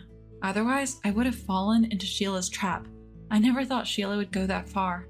I think realizing her plan was where her luck ran out. I'm Amelia Weston, 65 years old. I live a peaceful life with my husband Randy, who retired last year. Technically, our 32-year-old son, Michael, also lives with us, but he seems busy with work and play. He's hardly ever home, just comes back to sleep. It's worrisome that he hasn't experienced doing household chores even in his 30s, so I've suggested he move out on his own a few times, but he refused, saying, "Why? I only sleep here. It's a waste to pay rent." Michael, always out having fun, you were so much more responsible at his age. I complained to Randy, who just chuckled. Well, having many friends is a good thing. I suppose, but with his pace, marriage seems far off for him. Randy agreed, and we both laughed. However, by the end of that year, Michael introduced us to a woman saying he wanted to marry her. If he's made up his mind, we wouldn't object. After meeting her, the two quickly got married. Sheila is 10 years younger than Michael, only 22. I was shocked by her age when Michael told us. At first, I thought she looked like a small animal. Short stature, big eyes, and quite adorable. More importantly, the love she showed while talking to Michael was evident. It seemed like she was the one pushing for the marriage. Michael is so lucky to be loved so much by Sheila. Our son being deeply loved by his partner is the best thing for a parent. I meant it in a good way, but Sheila glared at me. Amelia, stop making snide remarks. What? I've thought this for a while, but you are excessively caring towards Michael, overbearing even. Really? I never meant to be overbearing. Actually, when Michael was out and about, I just told him, don't bother others. Other than that, I left him be. I did ask for updates about dinner plans, but didn't interfere in his other activities, nor did I frequently contact him. Yet Sheila says I cared too much? He's your only son, and I get that he's precious to you, but once he's married to me, he became part of my family. I'm the one closest to him now. Well, that's comforting. I had heard from Michael beforehand that she was quite possessive, but I never imagined she would be jealous of me, his mother. I guess she really loves Michael. He might have married someone a bit peculiar, but she's a good person. I reassured myself, thinking, they're newlyweds, they'll settle down in time. Randy and I even laughed it off, thinking it was sweet. However, even after a year, then two, Sheila never let her guard down. At dinner, she always sat next to Michael, and she never left his side, not even for a second when they were out. It must be hard for Michael. I wonder what will happen when they have kids. Randy and I were genuinely concerned. 3 years after Michael and Sheila got married, Randy passed away. He went so suddenly, even in his 60s. It was incredibly lonely, but friends and neighbors often checked in on me. Thanks to them, I recovered faster than I expected. Concerned about me living alone in the big house, Michael started visiting more often. But it was only about 3 times a year. I don't think that's too often. But someone wasn't amused by this. Sheila. I get that you're lonely since Randy's gone, but don't drag us into it. I never once asked him to come. It's great when he visits, but I've never forced him. I told Sheila just that. What? Stop playing the victim, acting all lonely on purpose. Aren't you ashamed to be so dependent on your son at your age? Dependent? And don't you even think about moving in with us. You'll disrupt our newlywed life.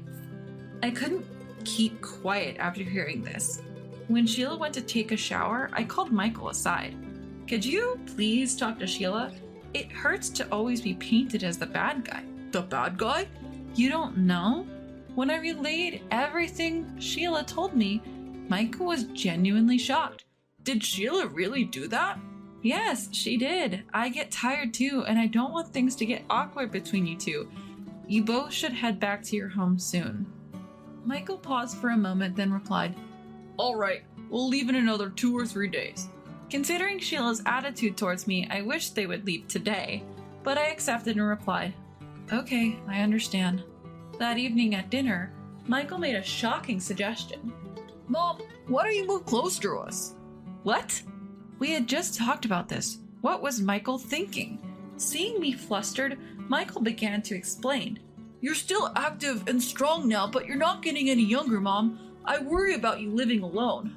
Michael. I felt Sheila's glaring eyes on me, but I chose to ignore them. Thank you. I appreciate the sentiment, but I can't leave this house. It holds memories of my time with Randy. Besides, I have plenty of people who can help if I need it. Michael seemed a bit unsatisfied with my response. I get where you're coming from, Mom. I'll think about it some more. You should too. Yes, thank you. Touched by Michael's unexpected concern, I drifted off to sleep that night. The next morning, I woke up and saw that it was only 4 a.m. It was still pitch dark outside. I got out of bed to use the restroom. Huh? While walking down the hallway, I heard a noise. What could it be at this hour? Curious and a bit cautious, I followed the sound. It was coming from the bathroom. Peeking gently into the bathroom, I saw a silhouette and the light of a mobile phone in the darkness. Then I heard a faint voice saying, This is the end of the old hag. That mocking laughter was unmistakably Sheila's. What could she be doing in the bathroom at this hour? She must have been referring to me as the old hag. Scared, I quickly returned to my room and got into bed. 2 hours later at 6 a.m., driven by curiosity, I went back to the bathroom and then bumped into Sheila. Oh, Emily! Good morning! Good morning, you're up early. She usually wouldn't rise until breakfast was ready. Noticing my suspicion, Sheila gave a breezy laugh. I'm leaving tomorrow, so I thought I'd clean the place today as a thank you for letting me stay. Thanks, but you really don't have to. No, it's the least I can do. Oh, please don't go into the bathroom now, I'm cleaning it. Feeling the pressure from Sheila's assertiveness, I just nodded. For the entire day, I was kept away from the bathroom on Sheila's orders. After dinner, while tidying up, Sheila quietly approached. Emily, I'll take it from here. You can go take a shower. But why? She had never offered to help before, and now this? It puzzled me more than pleased. Just relax. How about soaking in the bathtub? I've prepared it for you, Sheila said with a broad grin. Michael even chimed in. Wow, Sheila's being so kind, and laughed. However, seeing that I hesitated, Sheila grabbed my hand and led me to the bathroom. Look, I prepared aromatic candles for you. Oh, how beautiful. Several aromatic candles adorned the dimmed bathroom. Their faint glow looked magical. Just hop in like this without turning on the lights. But the ambience reduces the relaxation from the aroma, she said and left wishing, Enjoy your bath. Am I overthinking? Is this just Sheila being nice? Lost in thought, my eye suddenly caught sight of the bathtub, and I couldn't believe what I was seeing. What is this? I instinctively turned on the bathroom light, and there it was, clear as day. The bathtub was filled with a black liquid. Bath salt? But I've never seen this color before. There's no way I'm getting into that bath, that color. Sheila's actions are concerning. Feeling uneasy, I quietly stepped out of the bathroom. Looking around, only Michael was in the living room. I discreetly approached Michael. Michael, where's Sheila? She went out. seemed in a good mood. This is my chance. Can you come with me for a sec? I took Michael back to the bathroom. Look at this. Whoa, that's a wild color, right? I don't really want to get in it, but you went through all this effort. It'd be bad just to take a shower, wouldn't it? Michael nodded. Yeah. Then I'll go first. Wait, what? It's probably just bath salt, but with this color, it's hard to get in. If I prove it doesn't stain the skin, you'll feel relieved, right, Mom? I gratefully accepted Michael's offer. When I went back to the kitchen alone, the dishes were still piled in the sink. I wonder where Sheila went. As I was rolling up my sleeves to wash the dishes, I heard a noise from the entrance. Sheila, who had just returned home, saw me and exclaimed, Emily, why aren't you in the bath? Well, Michael said he wanted to go first. As we spoke, a shout came from the bathroom. Sheila rushed into the bathroom with a panicked expression. I followed right behind her. Michael, are you okay? As Sheila flung open the bathroom door, Michael was there, rinsing him off with the shower. Sheila, what is this? It smells so bad. Oh, come on, just close the door. We'll talk when I'm out. After being scolded by Michael, Sheila closed the door with a downtrodden look. So, what was that all about? After finishing his shower, Michael confronted Sheila. Well, it's not exactly... It's not a bath salt, is it? That thing smelled terrible. I feel like the smell is still there. I'm sorry. So, what's with the black stuff? Sheila, with a pale face, didn't answer and looked down. Sheila! Upon hearing her name, Sheila shuddered. She hesitantly replied, It's squid ink. What? That black stuff, it's squid ink. Both Michael and I exchanged surprised looks. Sheila, why would you use squid ink? I thought it might be healthy, Sheila said, avoiding our eyes. Michael glared at Sheila. Then you try getting in now. I'd rather not. Sheila's words from this morning echo in my head. A suspicion suddenly arises within me. Could it be because I mentioned I'm allergic to squid? Sheila froze at my words. It seems I was right on the mark. Come to think of it, I told Sheila about my squid allergy in our casual chat the day before yesterday. Knowing my allergy, Sheila prepared a bathtub filled with squid ink. My head ached at the thought of such a bizarre idea. What's the deal with that? Is this some sort of cruel joke? It's not what you think. I just wanted to help Amelia relax. Sheila buried her face in her hands and began to cry. Is she thinking that crying will solve this? But I won't let it slide. So this was the old hag thing you were talking about? What are you talking about? Wait, Amelia. Sheila tried to stop me, her tears pausing, but I continued on. I heard what you said in the bathroom around 4 this morning. You were awake, Amelia? Sheila's eyes widened, her hand flying to her mouth. This is clear act of malice after all. But Michael always favors you. He's always worried about you. I was just so jealous. Sheila tried to deflect with a barrage of excuses. Basically, she was just jealous as always. Michael sighed heavily, rubbing his forehead.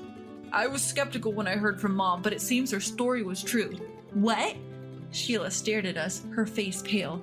What did you tell Michael, Amelia? I was dumbfounded by her audacity. Blaming me after what she's done? How foolish can she be? I'm sure Michael felt the same, looking at Sheila with disbelief.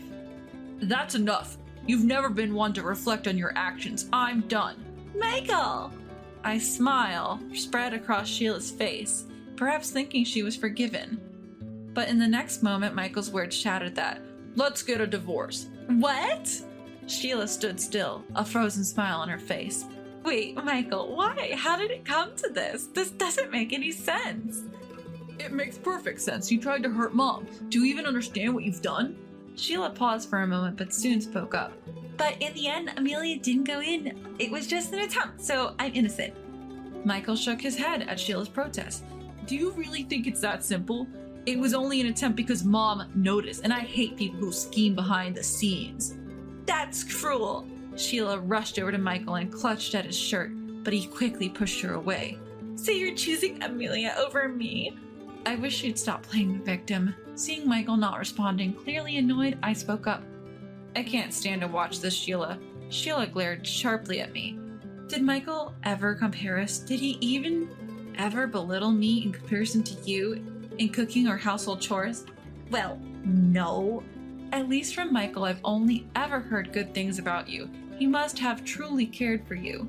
Sheila glanced at Michael, who nodded without looking up.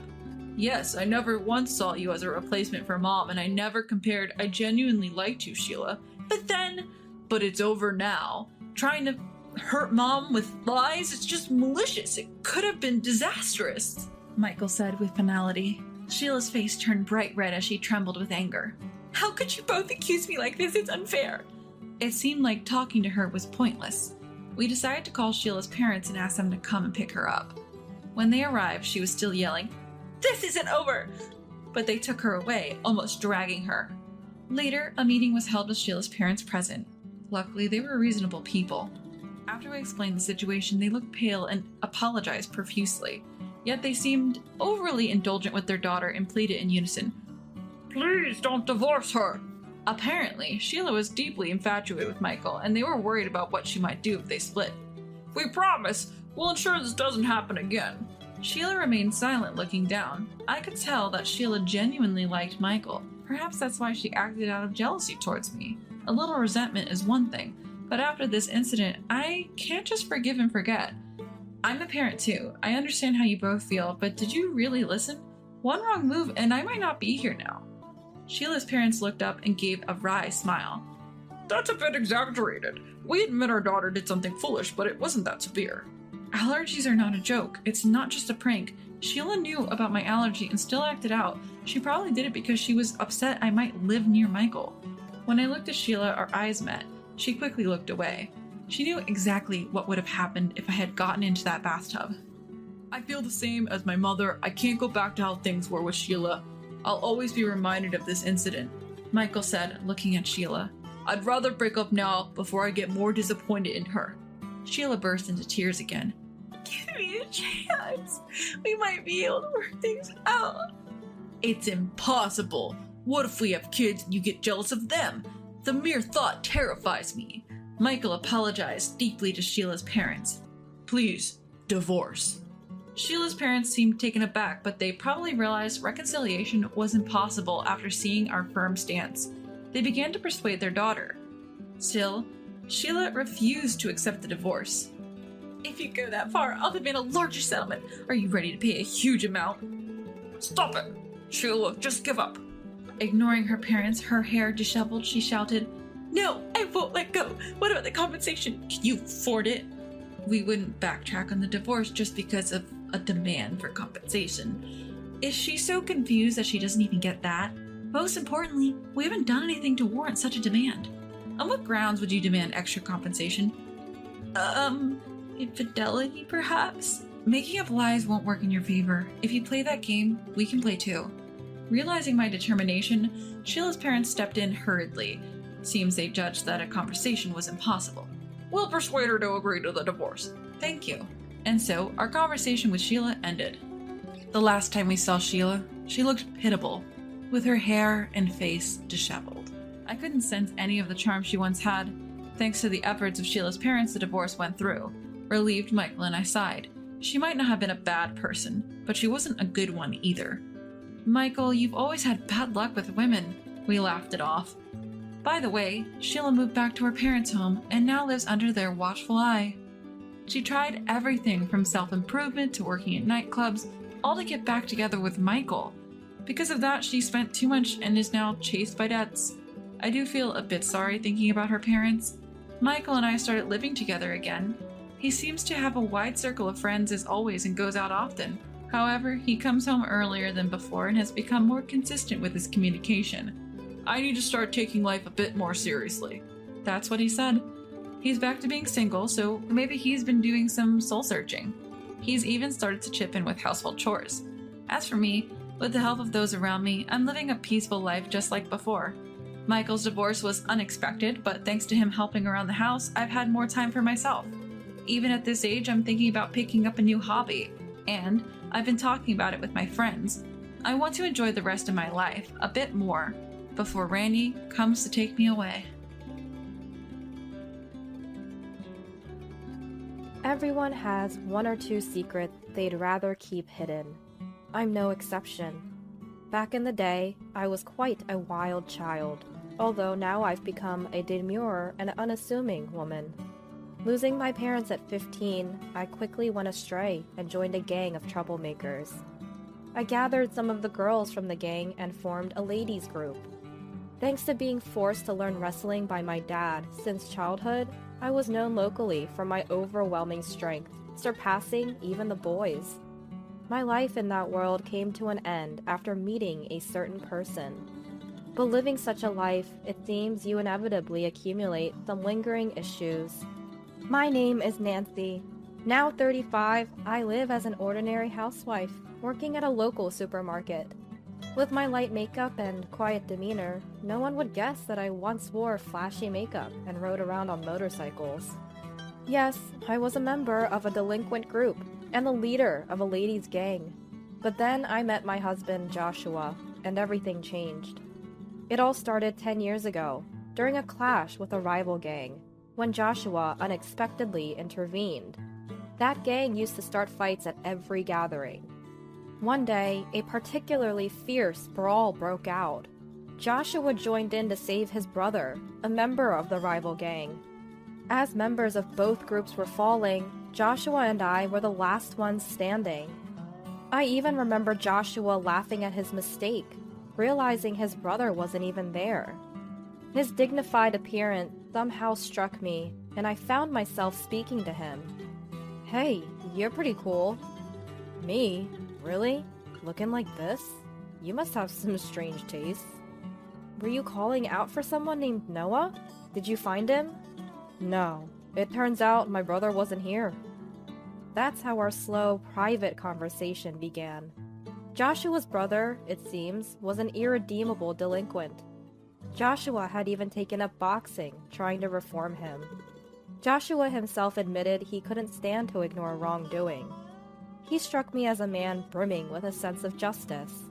Through our conversation, we grew close. Over time, we met more often, and it became clear that we had feelings for each other. But back then, Joshua despised delinquents. Despite our mutual attraction, my involvement in the delinquent world prevented our relationship from progressing. Finally, Joshua said that if I left the gang for good, he'd want to be with me. Tired of the senseless fights, I took the opportunity to leave the group. We started dating and got married 5 years later. The group I was part of got disbanded by a rival faction 2 years after I left. After marrying Joshua, I completely transformed into a calm and graceful woman. But recently, our peaceful life was threatened by a certain neighbor, Joshua's sister, Sonia, and her husband. One day, as I was about to see Joshua off to work, the doorbell rang. Who could that be? "I'll check." The next moment, Joshua looked surprised. "Sonia?" He mentioned his sister, whom I knew. I had met her once at a family dinner.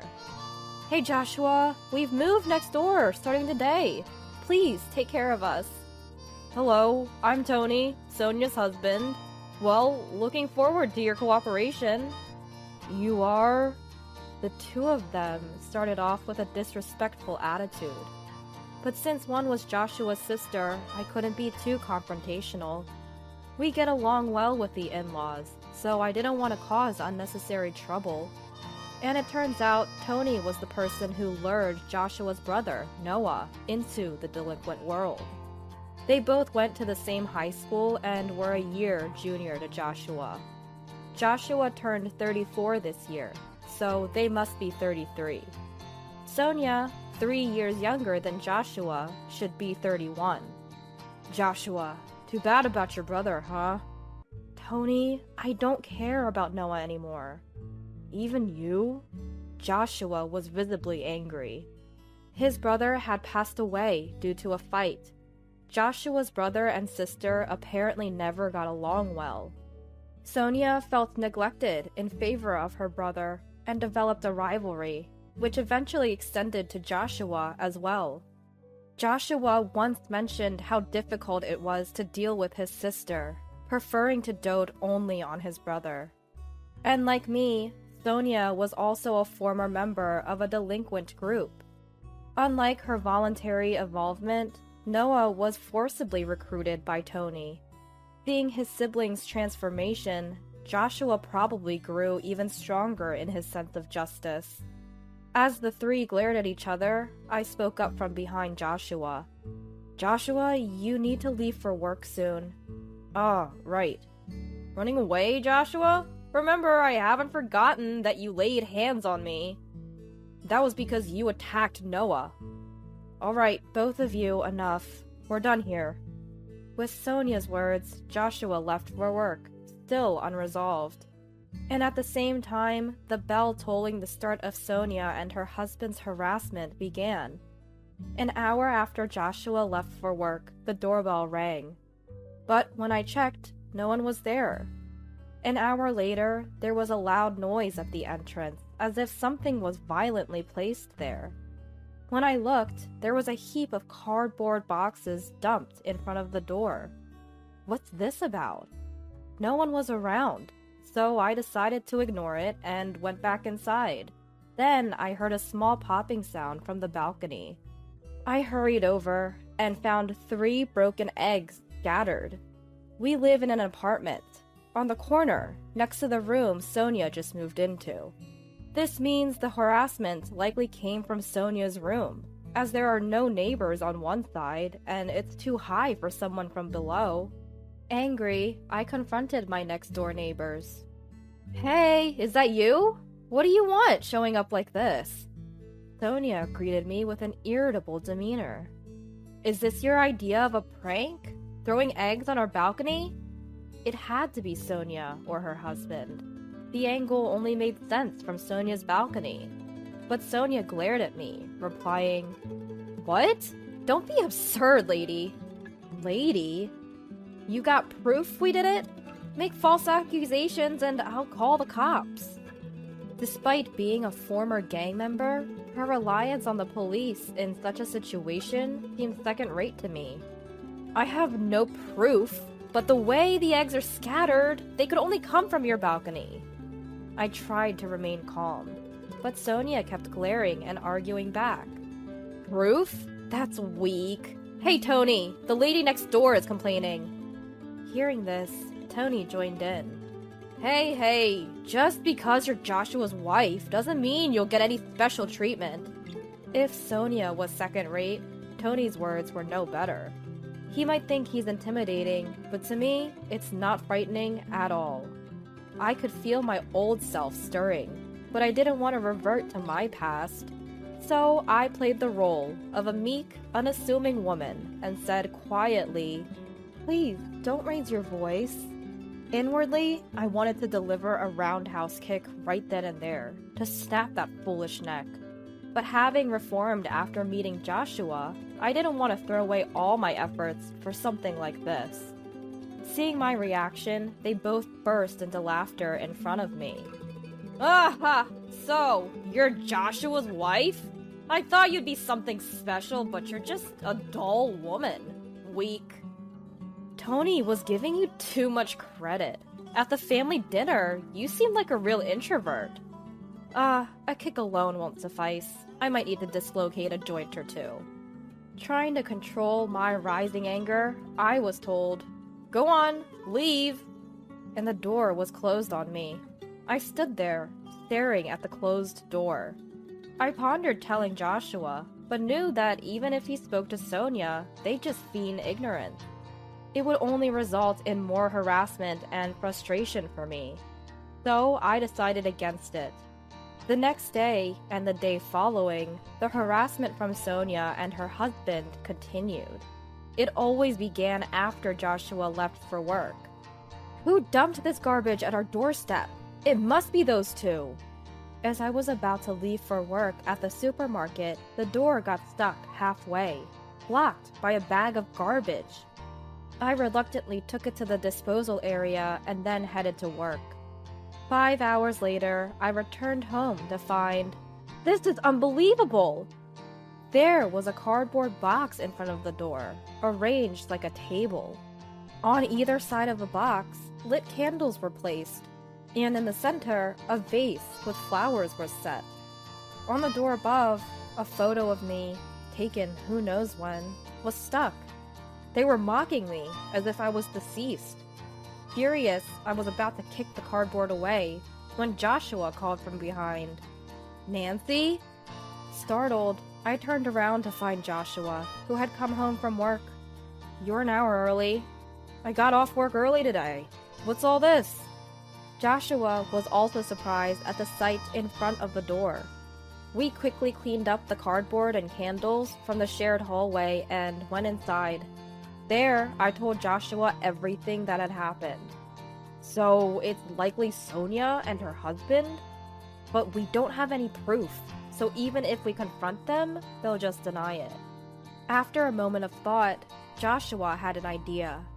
"Let's buy cameras, one for the balcony and one for the entrance, especially hidden well at the entrance." I agreed with Joshua's suggestion. There was a limit to how much more we could endure. We immediately purchased cameras online. We had the cameras delivered to Joshua's workplace to avoid suspicion. For now, we'll just have to endure until the cameras arrive. Then we can retaliate with evidence. Understood. So, I bore the harassment from Sonia's house for the next couple of days. For most people, endurance means being unable to fight back due to lack of strength or fear. But for me, it was different. I was holding back the urge to retaliate.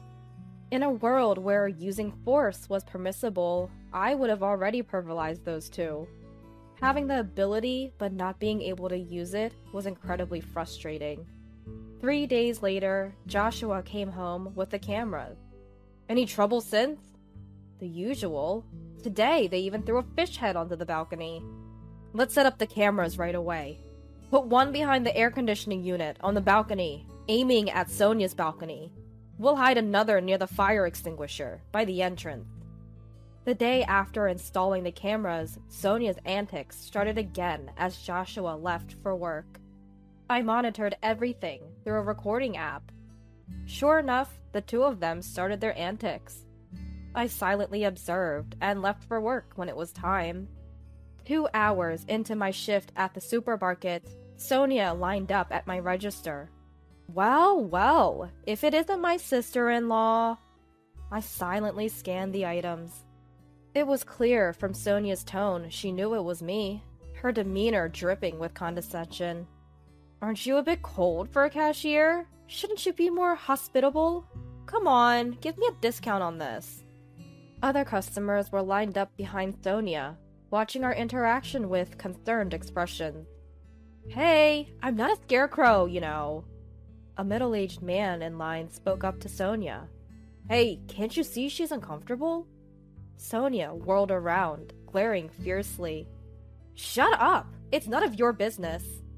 The man seemed completely deflated by Sonia, who suddenly yelled at him. The man shrank back and left the line. I then addressed Sonia for the first time. "Ma'am, if you continue to behave inappropriately, I'll have to call security." I spoke in a calm but icy tone. Perhaps mindful of the others watching, Sonia retorted, "Geez, it's just a joke. Ugh, so disappointing," and left the store, abandoning her items halfway through the transaction. The other customers stared in astonishment. My anger was just about to boil over. When I returned home after work, there was a notice on the door. The note on the door read, "Useless cashier." That's it. I can't take it anymore. I ripped off the note in frustration and waited anxiously for Joshua to return. After Joshua got home, we reviewed the footage from the cameras. It clearly recorded Sonia and her husband's misdeeds. Now we can fight back. All right, let's go now. Anger filled Joshua's eyes. When we rang Sonia's doorbell, Tony answered. "You two again? What do you want this time?" Sonia appeared behind him. "What do you want, Joshua?" The two of them asked lazily. We finally began our counterattack. "You two!" As I started to speak, Joshua stopped me and stepped forward. "Nancy, let me handle this." Sonia and you, Tony. If you harass us any further, it won't end well for you. Joshua's voice was low and menacing. Tony retorted, What? You want to fight? Do you even have proof we did anything? Making baseless accusations like before. Before Tony could finish, Joshua started playing the video saved in the recording app. What? This is our video, capturing your wrongdoings. We had to install cameras because your harassment was too much. This silenced the usually talkative pair. Tony? Sonia, showing a hint of panic, turned to Tony. Tony, frowning deeply, glared back at us. Damn it! Got us this time. The trouble started from your end, remember? I said with a serious face. Tony retorted, So we settle this with force, huh?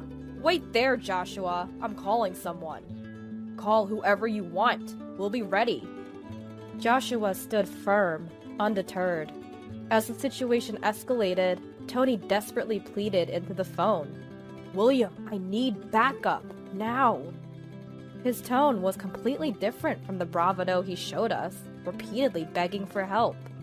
After hanging up, he turned back to us. Get ready, William, the most notorious guy around here, is on his way. He smirked at us, convinced of his imminent victory, but relying on someone else's strength showed his true cowardice. Why don't you confront us directly? Keep talking. I know your strength well. I called a special guest this time to ensure you both feel real terror. What a pitiful sight it was. No matter how much they threatened, neither Joshua nor I felt any fear. You must be too scared to even speak. The quiet and meek Nancy, right? Sonia taunted me with a condescending tone. 5 minutes later, the much bragged about William arrived. However, he looked surprised when he saw us. William, over here. Long time no see, William. Sonia and Tony were visibly excited, having high expectations of him. But their expectations were quickly shattered. What's going on here? Indeed, long time no see, Will. My calling him Will left Sonia and Tony with puzzled expressions. Joshua also greeted him. It's been a while, Will. The couple looked even more confused by this interaction. Confused, Tony asked, What's this? How do you know William? As Tony spoke with sweat on his forehead, Will looked back and forth between us. I simply said to him, Well, let's not do this, okay? Hearing this, an angry Tony retorted, Don't joke around! William, please, do something! Please! Sonia and Tony were frantic, unable to grasp the situation. But then Will addressed them. Hey, don't tell me you mess with Nancy. His question left the couple momentarily stunned. So what if we did? Tony answered hesitantly. Furious, Will shouted, Idiots! Don't you know who you're messing with? His rebuke left them standing frozen. They clearly had no idea what was going on. Seeing this, I turned to Joshua and said, Hey, Joshua, can I revert to my old self from 15 years ago, just for now? Instead of Joshua, it was Will who turned and responded. Nancy, please, don't. If you do something to them, it might not end up more than just an injury. What? You're giving me orders now, Will? No, I didn't mean it like that. Being the special guest they called for help, now humbly apologizing to me, Sonia and Tony were bewildered. What's happening here? Their faces turned pale as Will spoke. Do you two know about BBN? Well, yes, it's famous. It stands for Black Butterfly Nancy, right? The nickname of the former leader of a ladies' group. That's right, and this lady here is Nancy herself. No way. Really? What? Both lost their bravado in an instant. Continuing, Will said, Back then, I led another delinquent group, but we were decimated by Nancy's group. She could take down 30 people by herself. Sonia and Tony now looked at me fearfully. It made sense. They'd been harassing someone who they thought was inferior, only to find out she was the leader of a ladies group they themselves had once belonged to. I didn't know. Nancy is practically a legend. We joined the group 6 months after you left.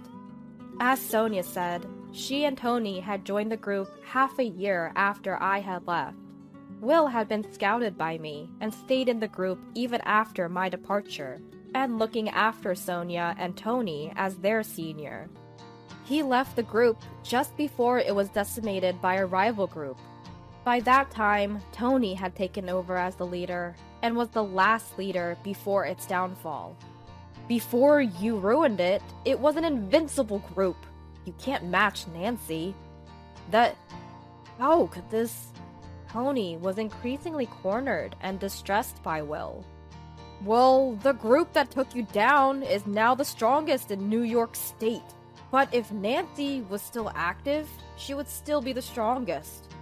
Hearing this, Sonia and Tony collapsed, their spirits broken. Seeing this, Will turned to me and apologized. Please forgive them for my sake. Watching Will apologize, Sonia and Tony had completely lost their will to fight. They never imagined their call for help would backfire this way. Alright, but you'll have to settle your dues properly. I glared at the two of them and said, Ah! They let out a short scream. For 1 month, you'll clean this apartment and our balcony that you dirtied. If you skip even 1 day, I won't be so forgiving next time. Okay. Sonia, completely intimidated, managed to stutter out her agreement. Tony, unable to speak, just kept nodding frantically. Watching them, Will commented, No one can really stand up to Nancy. Hearing this, the silent Joshua finally spoke. But I hate delinquents. If Nancy hadn't reformed, I wouldn't be here. Looking down a bit, Joshua said softly, and I peered up at him. Don't worry, I won't show that side of me again. Will burst into laughter at this scene, and we all ended up laughing together. Will and Joshua knew each other because the three of us had met after I left the group. We bumped into Will while on a date and had tea together. Well, now that's settled, why don't you come over for dinner, Will? We three left Sonia and Tony slumped by the entrance and headed to our apartment. Before entering, Joshua added, Sonia, you're my sister, so I'll let this slide just this once, but there won't be a next time. Watching him, I wondered if he too was hiding the same fighting spirit as us. From that day, the harassment from Sonia and her husband completely stopped. As promised, they continued cleaning our balcony and the common areas of the apartment. Though just delinquents doing chores, other residents sometimes looked at them curiously, but that soon stopped. After a month, Sonia and her husband left the apartment without a word. Even Joshua, their blood relative, didn't know where they went. They probably left, feeling awkward about staying in the same place. We had no reason to get involved further and thought they finally made a wise decision. Finally, we had our peaceful life back. Though neighborhood troubles are common, I never thought I'd be directly involved. At least it was resolved amicably. I have a past I'd rather keep hidden. Joshua has kept it secret all this time. I'm not ashamed of all my past, but I have reflected on my mistakes. I just want to cherish my life with Joshua now. And I hope to live without ever showing my true nature to anyone again.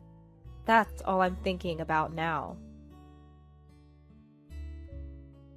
My husband changed me, someone who used to shy away from social interactions. With him, I thought I could be truly happy. Yet, after we got married, he changed. It started with yelling, moved on to shoving, and ultimately, he kicked me while I was sick in bed. This is not the man I married. Love has turned into fear. I want to run away, but I'm scared to do that too. But I know, at the end of the day, it's on me to speak up. Let's break up. My name is Scarlett, 29 years old, I've been married to Daniel for 2 years and I'm a housewife. I lost my parents at a young age, and the grandmother who raised me passed away when I was in high school. I was bound to be lonely forever. Since my grandmother passed, I had been uncomfortable with relationships. Simple reason, really. It hurts when people leave. That's why I never had a boyfriend or close friends. I had always been on my own. But Daniel was different. He changed all that. He took an interest in me, a rather gloomy person. I'll never know. He asked me out repeatedly. At first, I was honestly annoyed by his persistence.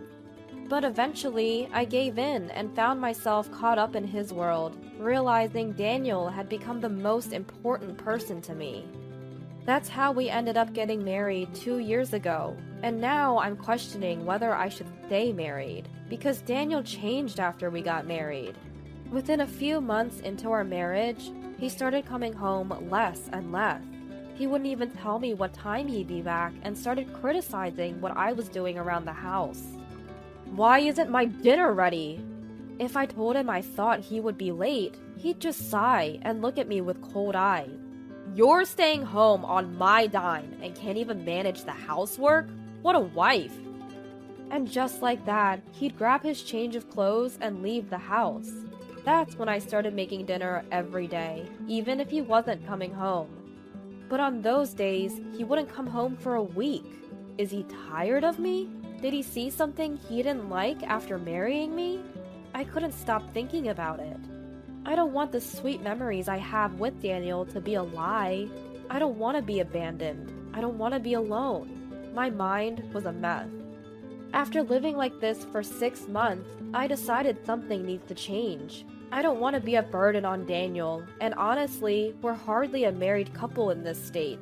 When Daniel finally came home, I asked if he was considering a divorce. To my surprise, he looked shocked.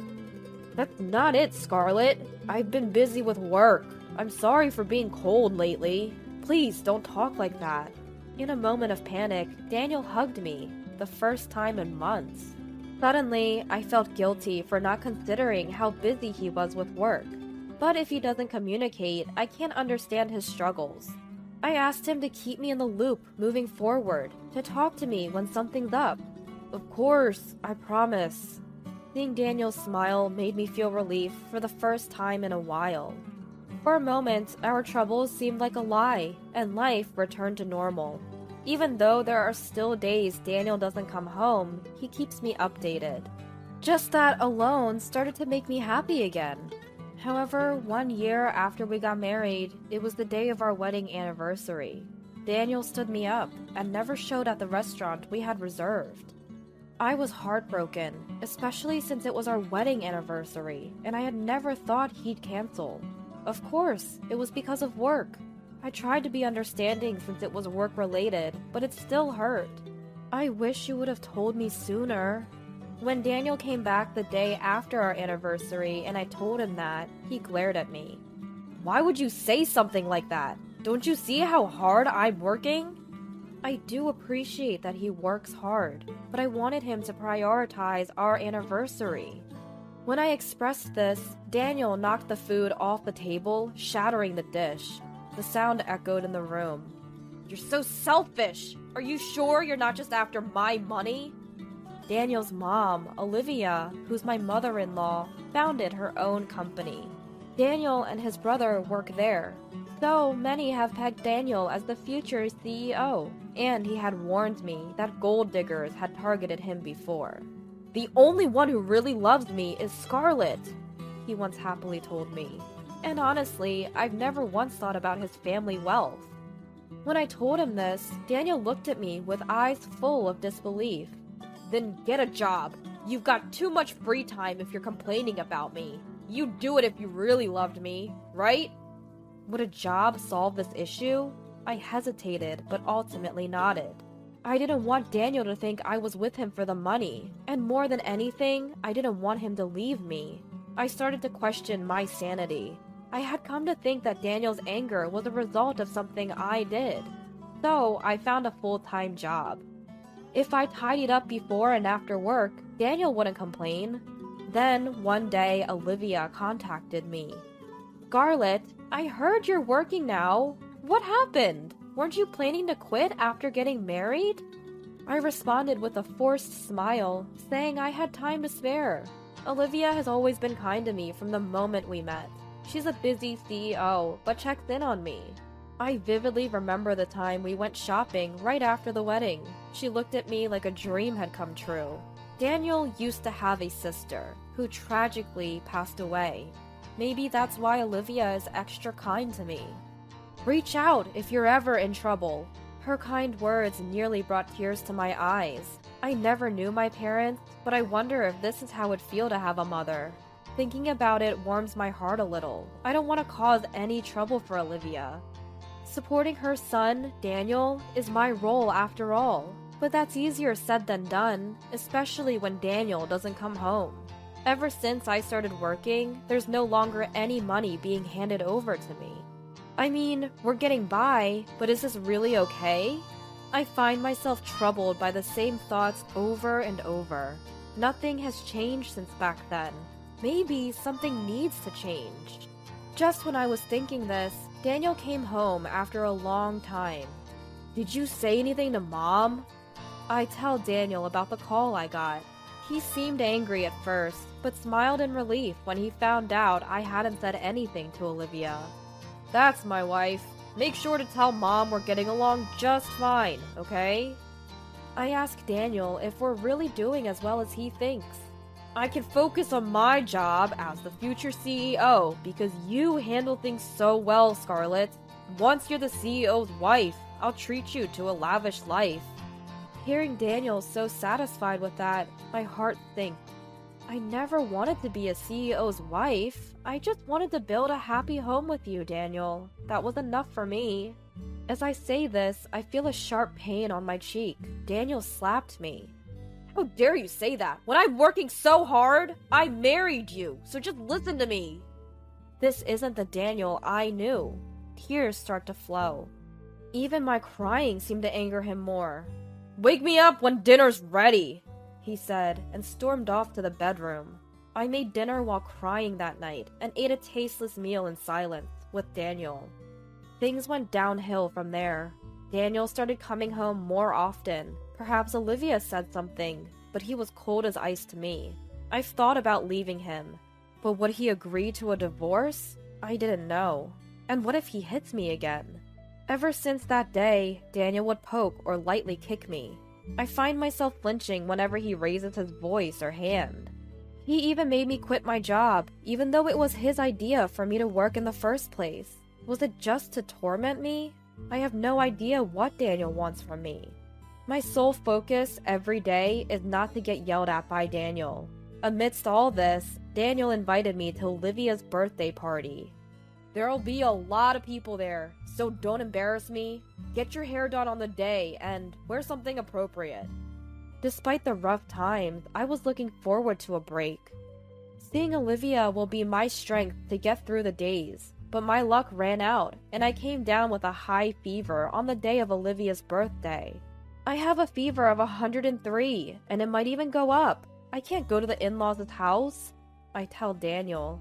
As expected, Daniel yells at me. How could you get sick at a time like this? You're useless! I apologize over and over, but Daniel kicks me repeatedly through the comforter. I'm going ahead. Get ready and come to my parents' house. Despite my high fever, Daniel insists that I should come. I can't go like this. Ignoring my soft murmur, Daniel just leaves the house. If I don't go, who knows what he'll do to me next? Desperate, I put on makeup, fix my hair, and get ready. But every move is slow, and my foggy head just takes too much time. Before I know it, over an hour has passed since Daniel left the house. Daniel calls to rush me, annoyed that I haven't arrived. Get it together! Come to the celebration now! Are you trying to embarrass me?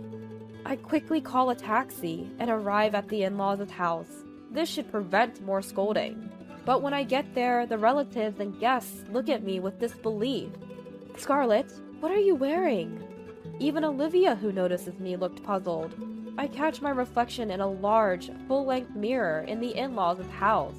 My makeup and hair are a mess. The word disheveled would be an understatement for how I look right now. I apologized to Olivia, who was giving me a cold stare, and she sighed in disbelief. Scarlett, you should break up with Daniel. To which Daniel chimes in cheerfully, Come on, Mom, give her a break. She just overslept. She didn't even remember it was your birthday. I bow my head at his unhelpful comment. Then a loud slap resonates. I look up to see Olivia has slapped Daniel. What? Why? With a face of disbelief, Daniel stares at Olivia. Daniel, did you force Scarlett to come even though she's clearly unwell? Is that how a person should act? Daniel tries to argue back, but gets slapped on the other cheek before he can speak. I have evidence that you're having an affair. Shall we talk about it? Olivia takes Daniel into the study. I'm led to the guest room by my brother-in-law Andrew and rest there. Whether it's the medicine kicking in or exhaustion, I drift into a deep sleep. When I wake up, it's nighttime. Daniel sits in submission and Olivia looks exasperated in the living room. Olivia quickly fills me in on what happened. Apparently, Daniel had been dating someone even before we got married, and he had plans to marry her. Turns out, Daniel's ex had a kleptomania issue. She even stole from Olivia when she visited their home. Naturally, Olivia banned her from the house and made it clear that they wouldn't support Daniel if he married her. That's why Daniel chose me as his cover-up. He thought I looked like his late sister and that Olivia would like me. If Olivia approved of me, he figured he would also be in her good graces. Olivia didn't say more, but I think Daniel also saw my docile nature as easy to manipulate. Daniel planned to break up with you after he became the CEO. I've only met Scarlett a few times a year, but she seemed less lively each time. That's why I investigated my son and Scarlett. I'm really sorry about Daniel. With that, everything made sense. Daniel never loved me from the start. Surprisingly, I felt more relieved than sad, because I'd already been thinking I should leave. Love had turned into fear after all the shouting and physical abuse. Olivia, I'm leaving him. Olivia nodded. Daniel, you better pay the alimony properly in court. Sign these divorce papers and this pledge, she demanded. Quit my job? And $50,000 in alimony? Are you kidding? Daniel was in disbelief. As I was trying to wrap my head around the fact that I might lose my job, Daniel turned to me for help. I really loved you, Scarlett. I was just meeting my ex because she's relentless. I didn't know what she'd do if I didn't. Trust me. He pleaded through tears, but his tears weren't for me. I still have the bruise you gave me this morning. I could easily get a medical report and file charges. Sign the papers if you don't want to be sued, I warned him. Olivia, unaware of the physical abuse, burst into tears and started hitting Daniel. You're a terrible person! Don't ever come back home. We're done, she yelled. Afterward, brother-in-law Andrew stepped in. Daniel signed the papers, crying. If he regretted it so much, he shouldn't have done it in the first place, I thought. Maybe I also had a part in this for putting up with it for so long. Watching Daniel cry, I vowed never to neglect my feelings again. After the divorce, I focused on moving and job hunting. It was a hectic time. But Andrew helped with finding a new place, and Olivia even referred me to a job. I was being pampered, really. I managed to find a job in the same field as before, and recently got the offer. Of course, I was hired on merit after a proper interview, not because of connections. But ever since, Olivia has been a bit overprotective of me, which worries me a little. Starting a new job while adjusting to a new lifestyle is bound to be challenging for a while. Still, right now, I feel more satisfied and secure than anxious. About a year after my divorce, I happened to run into my ex-husband Daniel loitering near my workplace. I just wanted to talk. He looked awful. His clothes were dirty, and he lacked the energy he once had. Long story short, he'd been dumped by his girlfriend and wanted to get back together with me. I couldn't help but laugh. I then showed Daniel my hand. On my right ring finger was a new ring I just received. I've been dating your brother recently. Not sure about marriage yet, but I do know he's a much better person than you. Plus, he's next in line to be CEO. Daniel had always arrogantly assumed that he, as the eldest son, would take over the family business, but Olivia never considered the irresponsible Daniel as a successor. Being married to you was a struggle, but there's one thing I'm grateful for. Thank you for introducing me to your family. I'm cherished here now. With a smile, I conveyed this to him. Daniel collapsed on the spot. He fell to his knees, sobbing. That was the moment I felt truly glad to have left him. While I still can't contemplate marriage due to my history with Daniel, I've decided to once again trust those who supported me during my toughest time. From now on, I'll live being true to my feelings.